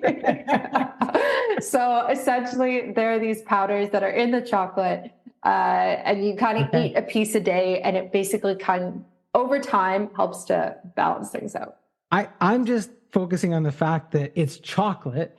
Yeah. And we can actually eat chocolate and it does something good for us here. So Exactly. I think that, we take so many supplements, or there's always like a pill to quickly fix things. But I think it's really cool that we're starting to see this idea of like functional foods come out. And so by functional foods, like that's kind of what it's called. Is like, take this concept and let's make it healthier for you and have more of a function than just being like good tasting chocolate. Brittany, is there a food that we should stay away from? Or a type of food, or the way we cook a food? Is there something where you go, I don't care who you are or what you're doing, just don't stay away from that thing and don't do it? Is there anything like that? I think there's a few. I think processed food and ultra processed food is the obvious answer. Anything that comes in a package, basically anything that has a food label, most of the time isn't super great for you, regardless of what the packaging might say. So I think the more home cooked meals you can do, regardless of actually what the ingredients are, like, yeah, obviously there's some ingredients that are better than others. The more home cooking you can do, the healthier, for sure. Compared, when you say packaging, you're talking about like they come in the freezer boxes or things like that? Yeah, like that, or even just like a box of cookies or a bag of chips, like anything that is like more of a product compared to produce or something like that. Got it. Do you think that our body type matters when it comes to nutrition? And what I mean by body type, and we talked about image and the way people look. I could go to the gym. I look at my own body type. I could go to the gym and I could lift, all sorts of weights. I actually went through a weight program where I was lifting certain types of weights. Okay. Nice. I became toned. I elongated my muscles, nice. But I did not look like Tony Atlas. No matter how many hours that I spent, I was never going to have a bodybuilder type of look. My body just wouldn't do that, even as I adjusted some of my foods. But do you think the nutrition part and the body type matter? Like, would you prescribe the same, nutrition pattern based on different body types? I think that our genetics are obviously a play here. And some people genetically can put on muscle better than others and put on muscle in certain places and burn fat in different places. And we do all have like a different body type. So I don't know if I would necessarily think about it from a body type perspective. It would be more from a goals perspective. Like if you are aiming to bench whatever weight or squat a lot of weight, and that's what you're kind of working towards, like we need to make sure that you are getting enough calories to support that, enough protein to support that, compared to somebody who is going through postpartum and she just had a baby. Like it's going to be such different recommendations. And the amount of food will be less and all of these different things. So I think it's less like body shape and more just what you need personally. So in that scenario, the nutrients that you would put into our bodies are targeting the goal, not the body type. Yeah, okay. Absolutely. What are some nutrient dense foods that all of us could benefit from? Is there one or two, or is there a couple that you could throw out there? Yeah, I think there's a bunch. I really like avocados for basically everyone. Great source of healthy fat. I like eggs, pastured eggs. I think they are very, very nutrient dense. And if you think about it, eggs were actually supposed to give life to a chick. So that means think about everything that would be needed in that egg for that to happen, right? So they're very, very nutrient dense. Sprouts, I really like sprouts. Quinoa, I think is great. It's got a ton of protein in it. It's a lower carb, lower glycemic index, and it's really filling. I like berries for people, blueberries, blackberries, strawberries, organic, ideally, if you can. They're rich in polyphenols and antioxidants. So it really can reduce the amount of stress or inflammation that's happening in the body. But those are just a few that I kind of always reach for daily myself. The avocado is an interesting one. I know some people say, avocado, but you'll gain weight if you eat too many avocados. Is that like a myth? I just feel like it just sounds a little ridiculous. I think when a food I think those people are focusing on calories, and I don't think calories in, calories out is actually factual or correct. I think that is such a simplistic way of looking at food that it doesn't make sense. And so that person is probably like, an avocado has this many calories, and so you're going to gain weight from it. I just don't think that's how it works. So there's more benefits to the avocado overall if you don't look at it from a calorie perspective. Yeah. So obviously there are the nutrients in it, the different vitamins and minerals, but it's also great in healthy fat. And we need a lot of healthy fat. We need, hormones are made out of fat. Our brain is made out of fat. Like, it's actually important to be able to get that. And it's really good for our blood sugar and our insulin levels. So instead of eating a diet that's like rich in carbohydrates, that gives us an energy rush and then we crash 30 minutes later, fat can really help reduce that whole cycle. Healthy fat. Brittany, you've given us such a spectrum of things to think about, regardless of our scenario. Mm-hmm. If in that bucket of great tools that you've talked about so far, if each of us, regardless of our types and situations, what are 3 things we could all do that would benefit all of us? Is there 3 that we could all do no matter what? Yeah, I think so, for sure. I would say get outside more. Like, even if it's a 10-minute walk, ideally longer than that. I think we live so much of our lives indoors now, and I think that is problematic for multiple reasons. So I would encourage people to get outside, go play with your dog, go play with your kid, whatever it is. I think that's important. Movement, I think, is a non-negotiable. I really do think everybody needs to be moving every single day. And it doesn't need to be insane exercise, lifting, or training for a marathon. Like, you can just walk your dog, and that's better than sitting on your couch all day. So nature, getting into nature, movement. And then I think hydration is a really good one as well. I don't think most people are drinking enough water. And even I've done this, you go from coffee and then you start drinking wine, and you're like, at like 4 or 5 p.m., happy hour starts. And it's like, have you had any glasses of water today? Like, just plain water at all. And I think hydration is really, really important for detoxing and cleansing and moving the lymph throughout the body and all sorts of things. You know what's amazing about the 3 things that you just mentioned is that they cost $0. Mm-hmm. So every single one of us could do those things immediately. Yeah. And the only thing it would cost is our time, mm-hmm. which we have when we're doing all these other things, right? Yeah. So I just think it's cool. 3 things that we could do, 0 cost, 0 impact to our budget, only benefits to gain. Look, you do this consulting stuff professionally. You have an initial consult that you'll do with somebody. You do these health test analysis. You also do monthly consults. Who should ask for what? And what does each of these do? Like, do I start at a monthly? Do I start at an initial? I know you do a free 15-minute call as well. Maybe that works in part of it. Is it different for everybody, or where should they start if somebody wants to contact you? Yeah, so the initial consultation is great just to launch people. It's an hour. We go through all of your intake forms, and it's really helpful. And then sometimes people will do a follow-up consult, a few months later, or whenever they feel like they need it. The monthly consultations are for people who have a very specific goal in mind or have a very specific issue that they want to resolve fast. And they're very, very dedicated. And then that includes, okay, every month we're going to meet this many times. I'm going to do this for you month in, month out.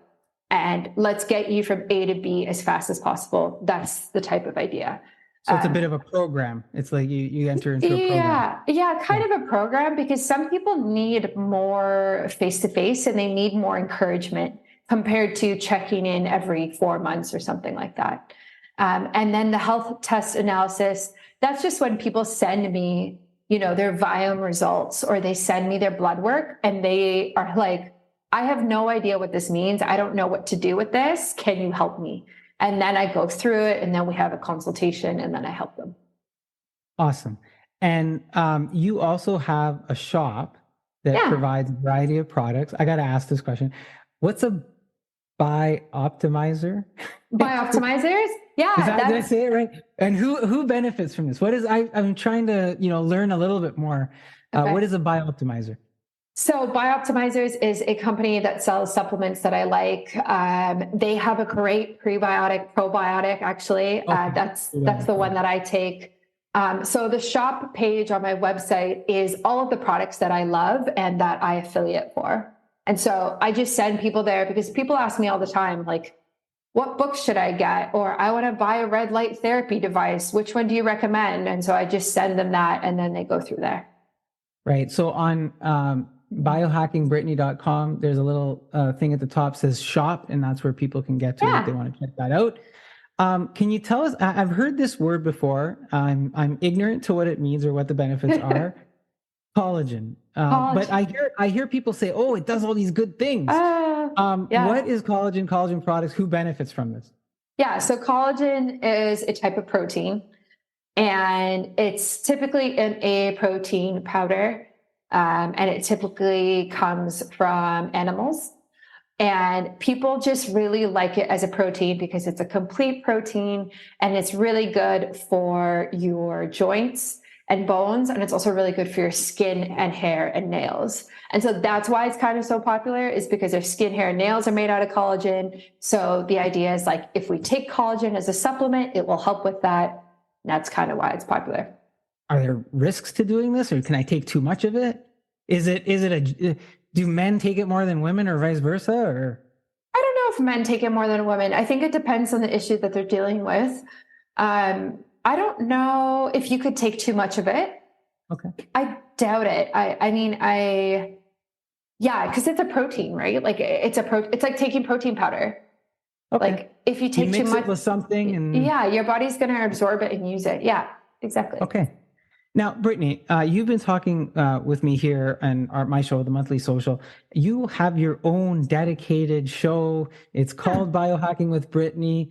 Tell us a bit more about what folks can expect when they subscribe to your show, how they would subscribe to your show, how often do you do it? Yes. Where do they get it? Yeah, so it's on every podcast platform, basically. I think Apple Podcasts is the most popular one, and then Spotify. I'm sure it's the same with yours. And I release 2 episodes a week right now, every Tuesday and every Friday. And every Tuesday, I typically do an episode where I talk about, my goodness, like all sorts of things, like my own health journey, what I'm dealing with, how I'm healing. It's like very authentic, and not scripted. Like there's obviously information that I give, but when I created the podcast, the idea was I want to create more of a long form pieces of content. And I started it in 2019. I took a break for a while, and then I came back. And I love it. And it's really nice. And I really like being able to connect with my podcast community because it's so different than social media. It's way more in depth. The data and the information is way more in depth than anything that I can provide on Instagram, to be honest. So, Brittany, this has been incredible, enlightening. I've learned a whole bunch. I'm a fan of yours.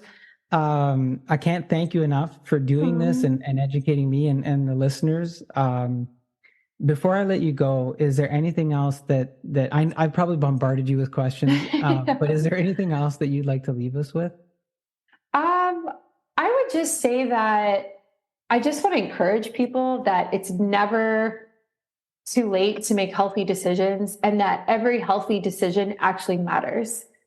Every single time that you choose not to drink alcohol, or you choose to add in more vegetables to your plate, or go for a walk, or get outside, it actually does make a difference, and it actually does add up, like regardless of what you might think or what other people might tell you. And the benefits do compound. So the more you make those decisions, the more you're going to benefit, and you're going to feel better, look better, everything like that. So I just encourage people to try and be as healthy as they can be.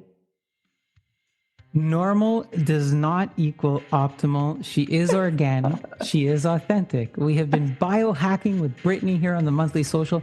She is a registered holistic nutritionist with lived experiences who can help you on your health journey through her consults, products, and podcast.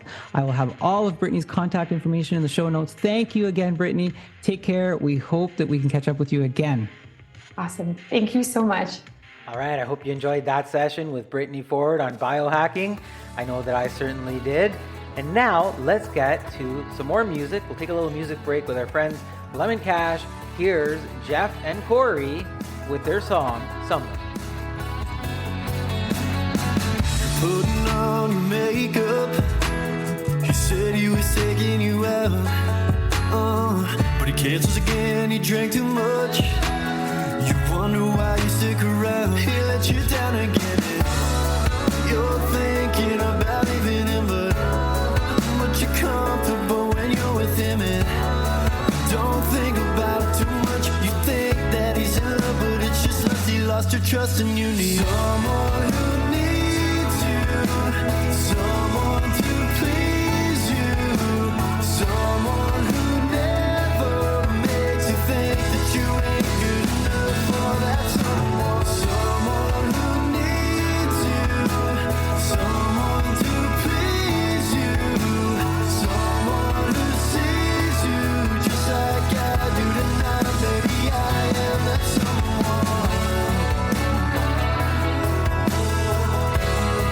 Maybe I am that someone.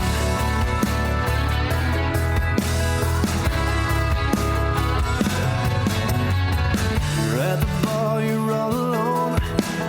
He said he was meeting you there, but he doesn't show. You order a drink, it's on the house. You wonder why he doesn't care. He let you down again. And you're talking to the guy next to you, and you're saying all the things you want to. And you start to feel that rush. You lean in and now let's touch you. Now I'm thinking maybe I could be that someone who needs you, someone to please you, someone who never makes you think that you ain't good enough for that someone. Someone who needs you, someone to please you, someone who sees you just like I do tonight. Baby, I am that someone.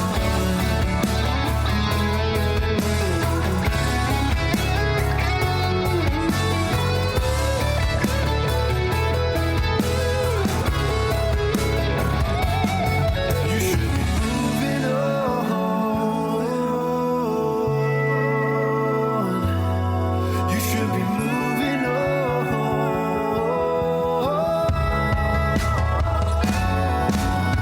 Someone who needs you, someone to please you, someone who never makes you think that you ain't good enough for that someone. Someone who needs you, someone to please you, someone who sees you just like I do.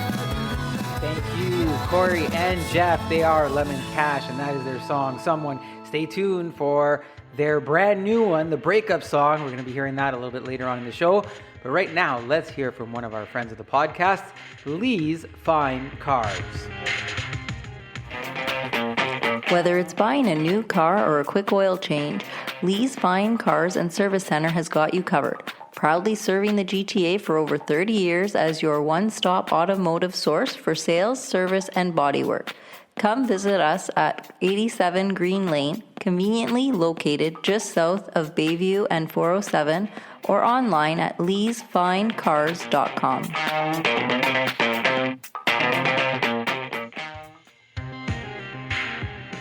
All right, let's get going with our third segment of the show.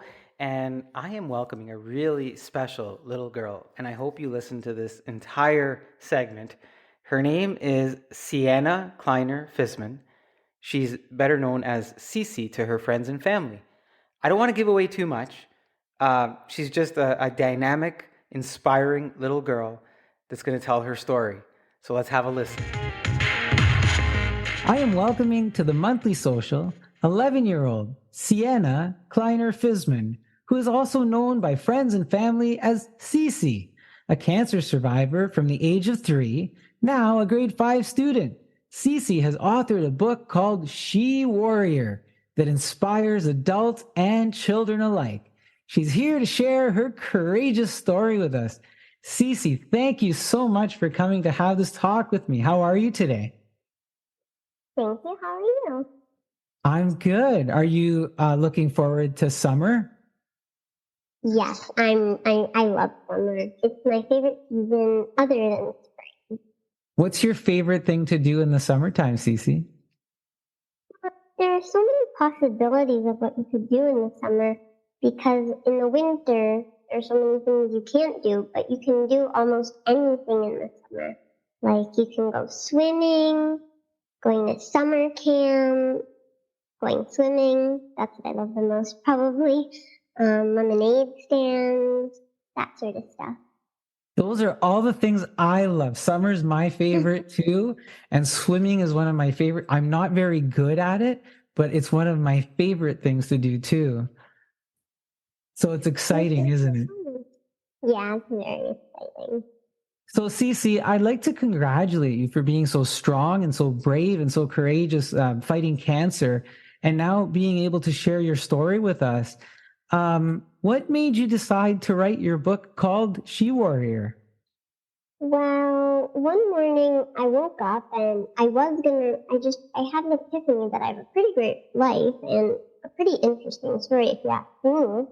So I thought I'd just jot down a few notes about it. But then my mom suggested to me, why don't you write a book about one really big thing that happened in your life? I mean, there are a lot of big things, but one of them, which is having cancer. So then I started to write down everything I remembered, and then I showed it to my mom. And so I came into her room one morning, and I said, I think I'm going to write a story about my life. And when I was 10, I'm 11 now. And then I came back into her room a few hours later, and I said, guess what, Mom? I wrote a book.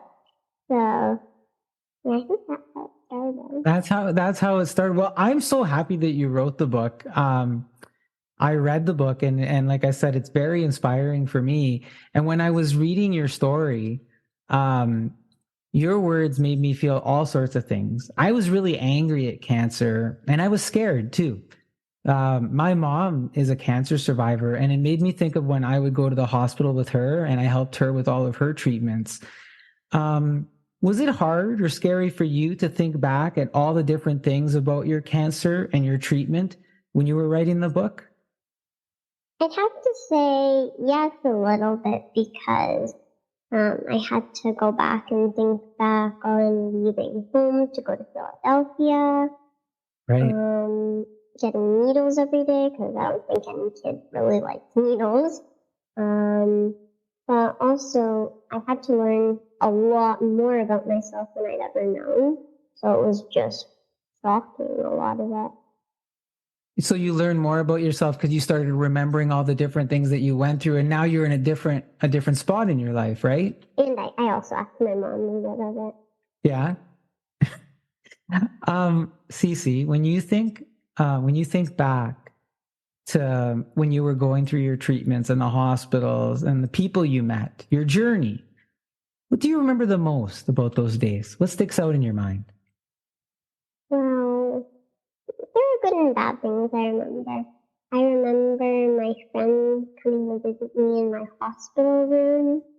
I remember, there's this organization called High Lifeline. They help children with critical illnesses, like we have here in the waiting room with boys. So I remember High Lifeline coming to visit me. And I also remember, I definitely remember going to Philadelphia because leaving home for 3 months, that's a thing you definitely remember. Yeah. Not being able to eat every morning because I had to I had to have radiation, and if I had eaten, it would have interfered. So I couldn't eat every morning. So a bunch of those things stuck out. Wow, so many things. It's incredible that you remember all these things, and you were so young at the time too. You say this, Sisi, you say, even though my days were filled with uncertainty and fear, with the help of my doctors, nurses, and my mom, I never lost hope. And eventually I recovered. Hope is a really big thing for a lot of people. I remember I needed to have hope for my mom and for other things, right? What are some of the things that helped you keep that hope so that others can recognize for themselves if they're going through something? Well, definitely my family. I don't know how I would have done it without them. My mom and my dad taking turns coming to Philadelphia to be with me. One going home to be with the best brother and sister in the world, my brother and sister Ben and Jude, and one coming to Philadelphia for a week with me. And definitely my brother and sister, because they made me, when they came to the hospital, I felt like, hey, everything's gonna be okay. Because my sister was always giggling and my brother would just look at me with such love in his eyes. I thought, if I have all this in my life, then what could go wrong? Wow. Family. So your family was your big hope. Those are some very powerful words that you just gave everybody to consider and to listen to, Sisi. You named your cancer. You named it Toots? Yeah. Why did you name it that? Well, I had watched this TV show, Curious George, and the episode was there was this little germ in one of the guy's noses, and his name was Toots. No, sorry, his band name was Toots. He was like a little rock star, and then every time he played a chord, the guy would sneeze. So I thought it seemed kind of similar. Did naming it help you a little bit? Yeah, it made it. Well, cancer is not funny, but it made it a little laugh. Sisi, there's a part in your book where you talk about a video, thinking about some things that you made you laugh and smile, that your friend Kaz made you when you were going through treatment, and you say that it had your favorite song in it. Can you share with us what is your favorite? What was that favorite song of yours in that video? I'm not sure who it's by, but I know it's called "Stand By Me," and it's a very nice song. That is a beautiful song. Yeah. Have you? Sorry, go ahead. And the pictures in it were they made me very happy because they were of me and my friend Cass. Do you still play the song? Yeah. I'm going to have to find it and see if I could play it on the show for you when we air the show. Sisi, you didn't just write your book. You also drew the artwork that is in your book. And there's so many wonderful pictures that you made in different parts of the book. I really enjoyed seeing those as much as I did reading the book. Did you draw those just for the book, or did you have them before you decided to do the book? I drew them just for the book because I'm going to be honest. Well, I had thought a lot of, like, once you have cancer, it's something that stays with you forever. So I had thought about it before, but I had never drawn pictures, so I just started drawing pictures when I first was writing the book. And did you feel the pictures were almost as important as the words that you wrote to help each other out? Definitely, because I have a feeling without the pictures, this book wouldn't have been me. You like drawing? It's one of my favorite things. I like your drawings too, so I hope you don't stop. I won't. So, Sisi, you are cancer-free now, but just so everyone understands, you had a very aggressive treatment. You had both chemotherapy and radiation. Are you still battling some of the post-treatment side effects? Oh yeah, a lot. And there will be more, but right now, I have a drainage problem in my eye, so it's not as strong in my left eye because I think the radiation was on my left side. And I'm missing a few of my top adult teeth because when they first came in, the roots were very weak. So my doctors had to just pull them out because they did not have a chance. And I have a nose problem. Wow. So you'll be dealing with that for the next little while, and hopefully you can get through all of that. But that's for somebody who goes through this type of treatment. I can share with you, my mom, her voice doesn't sound the same anymore because she had radiation in this area and her voice is very raspy. So we know that this continues on, and we just want to let people realize, have your hope, but there's always stuff that we continue to deal with, even though that the cancer has passed us, right? And we continue to have to be strong, right, Sisi? Yeah, and I mean, these side effects won't go away, but you have to take every day and live it to the fullest, even with challenges. After hearing you, I don't know how anybody can't live it to the fullest, Sisi. Are you planning on being an author when you grow up? Then are you going to write more books, or do you have other ideas of what you want to be? I was thinking about it, but as much as I love to write, I'm thinking that may just be for a hobby. Because when I'm older, I have a few options actually. I haven't decided yet. I may want to be a human rights lawyer because my brother and sister have developmental disabilities and I want to be able to look out for them. I might want to be a child psychologist, or maybe a child psychiatrist, because I also want to go to med school, but I also want to help kids. I may want to be a teacher because I want to help kids learn, because I really like kids, like younger kids. But I probably won't be, but I kind of want to be a chef because I really like it. You like to cook. Wow. Those are so many wonderful career choices.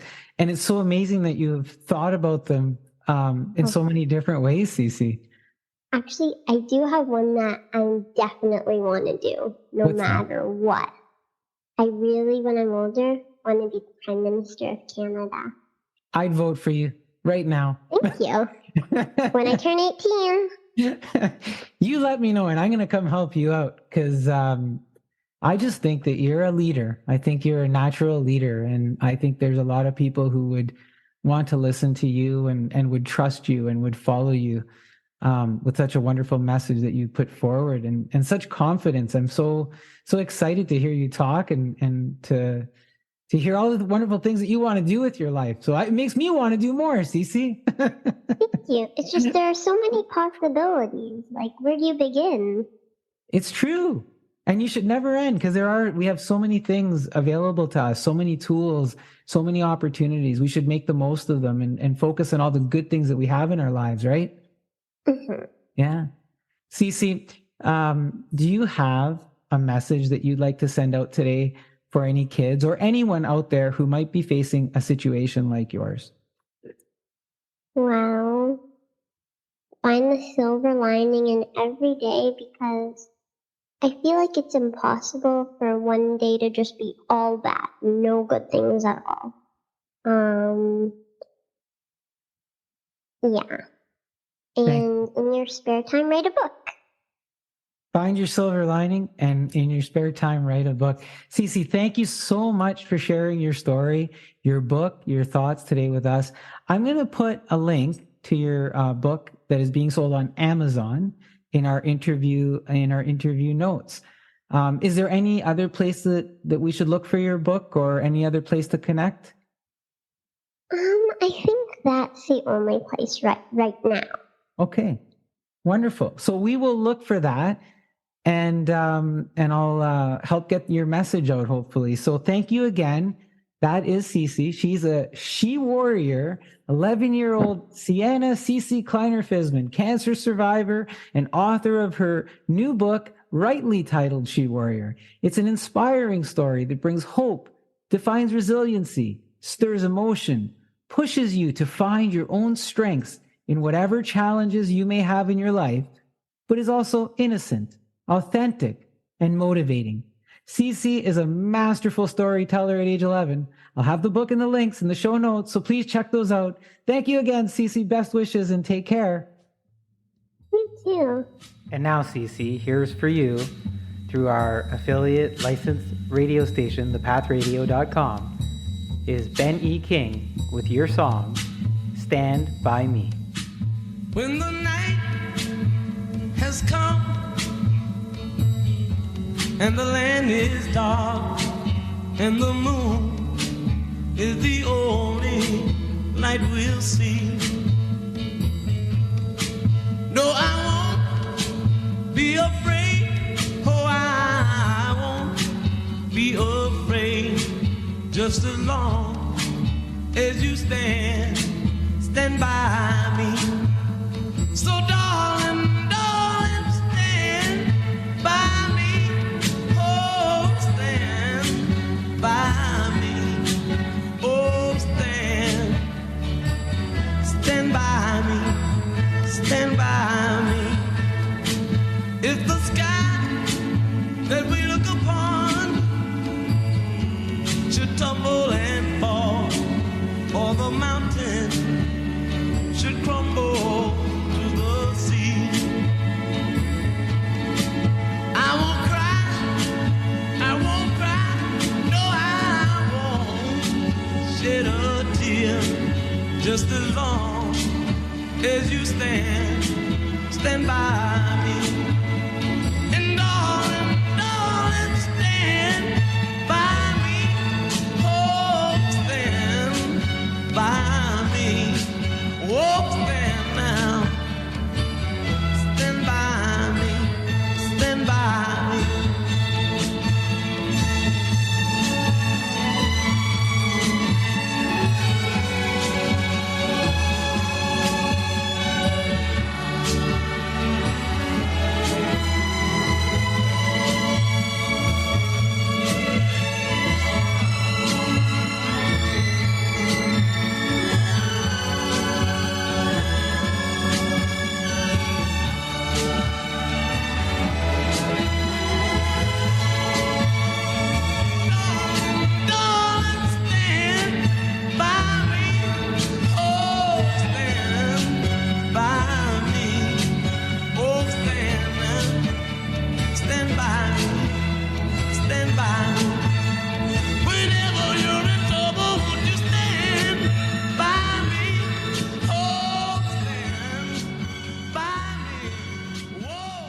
That is Ben E. King with the song Stand By Me. It is Sisi's favorite song. And I'm hoping that everybody will stand by her. Check out her book, She Warrior. I'll have the links in the podcast notes. And what a dynamic little girl. Very inspiring. All right, let's get to the next segment. Our last segment before we hear the song from Lemon Cash, which is the breakup song. And that's how we're going to end the show. So stay tuned for that. But now I want to cover a hot topic, pardon the pun, that's going on in Canada right now, and it's the Canada forest fires. So here's something that I put together that's on the guidoparino.com/blog site, and it's Canada on Fire, Coast to Coast. Let's have a listen. Canada is experiencing its most destructive wildfire season on record, as hundreds of blazes burning from coast to coast continue to send tremendous plumes of smoke into the atmosphere. The smoke has reached as far as Europe, impacting air quality and creating vivid sunsets. According to the Canadian Interagency Forest Fire Centre, more than 43,000 square kilometers have burned in Canada so far this year, making 2023 the second worst year for wildfires on record. And that record from 1989 may be on the verge of being broken. At one point, there were 206 out-of-control fires and 483 active fires burning in 10 provinces and 2 territories. The fires have been fueled by rising temperatures, drought, and harsh weather conditions driven by climate change. The wildfires have not only devastated the forests and wildlife, but also affected the health and well-being of millions of Canadians. The smoke from the fires contains harmful pollutants such as particulate matter, carbon monoxide, and ozone, which can cause respiratory problems, eye irritation, and cardiovascular diseases. The smoke can also worsen the symptoms of all respiratory conditions and other infections. According to Environment Canada, many parts of the country have experienced poor air quality due to the smoke, with some regions reaching a high-risk level of 10 on the Air Quality Health Index. One of the factors that contributes to the poor air quality during wildfire season is the increased use of cars on the road. Cars emit greenhouse gases and other pollutants that can react with the smoke and form smog, a thick layer of haze that reduces visibility and harms health. According to Statistics Canada, there were 26.4 million registered motor vehicles in Canada in 2020, up from 25.8 million in 2019. The transportation sector accounted for 25% of Canada's greenhouse gas emissions in 2019, making it the second largest source after oil and gas. It seems logical that if you didn't have to put more cars on the road, that you wouldn't, especially after proving over the course of the pandemic, with the advancement of technology, how effective and efficient remote work has been. As the wildfire season continues to rage on, it is important for Canadians to take precautions to protect themselves and their environment from the harmful effects of smoke and smog. Some of these tips may include checking the local air quality forecast and avoiding outdoor activities when the air quality is poor, wearing a well-fitted N95 mask or respirator when going outside or working in smoky areas, keeping windows and doors closed and using air purifiers or filters to reduce indoor exposure to smoke, reducing car use, driving less aggressively and maintaining proper tire pressure to reduce fuel consumption and emissions, supporting efforts to prevent and fight wildfires by following fire bans, reporting fires, and supporting relief organizations. Wildfires are a natural part of Canada's ecosystem, but they have become more frequent and severe due to human activities and climate change. By taking action to reduce our impact on the environment and adapting to the changing conditions, we can help preserve our forests and our health for future generations. This is an opinion article by me, Guido Perino, of the Monthly Social Podcast. As we celebrate Canada Day, let's hope for the best for all Canadians and our neighbors and everybody who's helping fight the forest fires this season, that they stay safe. Happy Canada Day, everybody. Let's finish things off with our friends, Cory and Jeff. They are Lemon Cash, and here is their new single, The Breakup Song. Happy Canada Day, everybody. Take care. You were the sunshine, I was the clear sky. You lit the smoke roll, and I lit your wildfire. Boy, we got caught up, thought nothing could bring us down. We said forever, but I guess that somehow forever ends now. I got the hatchback, you got your freedom, but I got the memories, I guess I don't need them. I still got our playlist, you always sing along. You got your breakup song.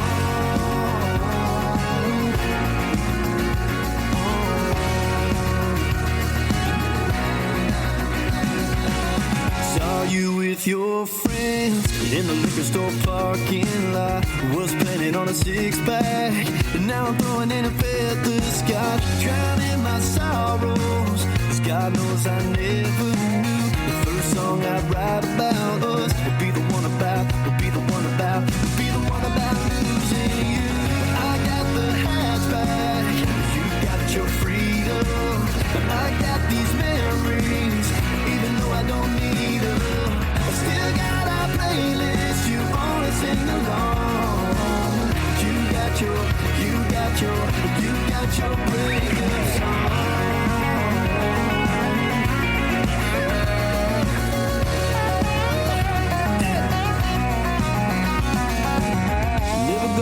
Never gonna leave, that's what you said. Never gonna be okay with how this ends. Come on! I got the hatchback, you got your freedom. I got all these memories, but what the hell am I supposed to do with them? Still got our playlist, you only sing along. You got your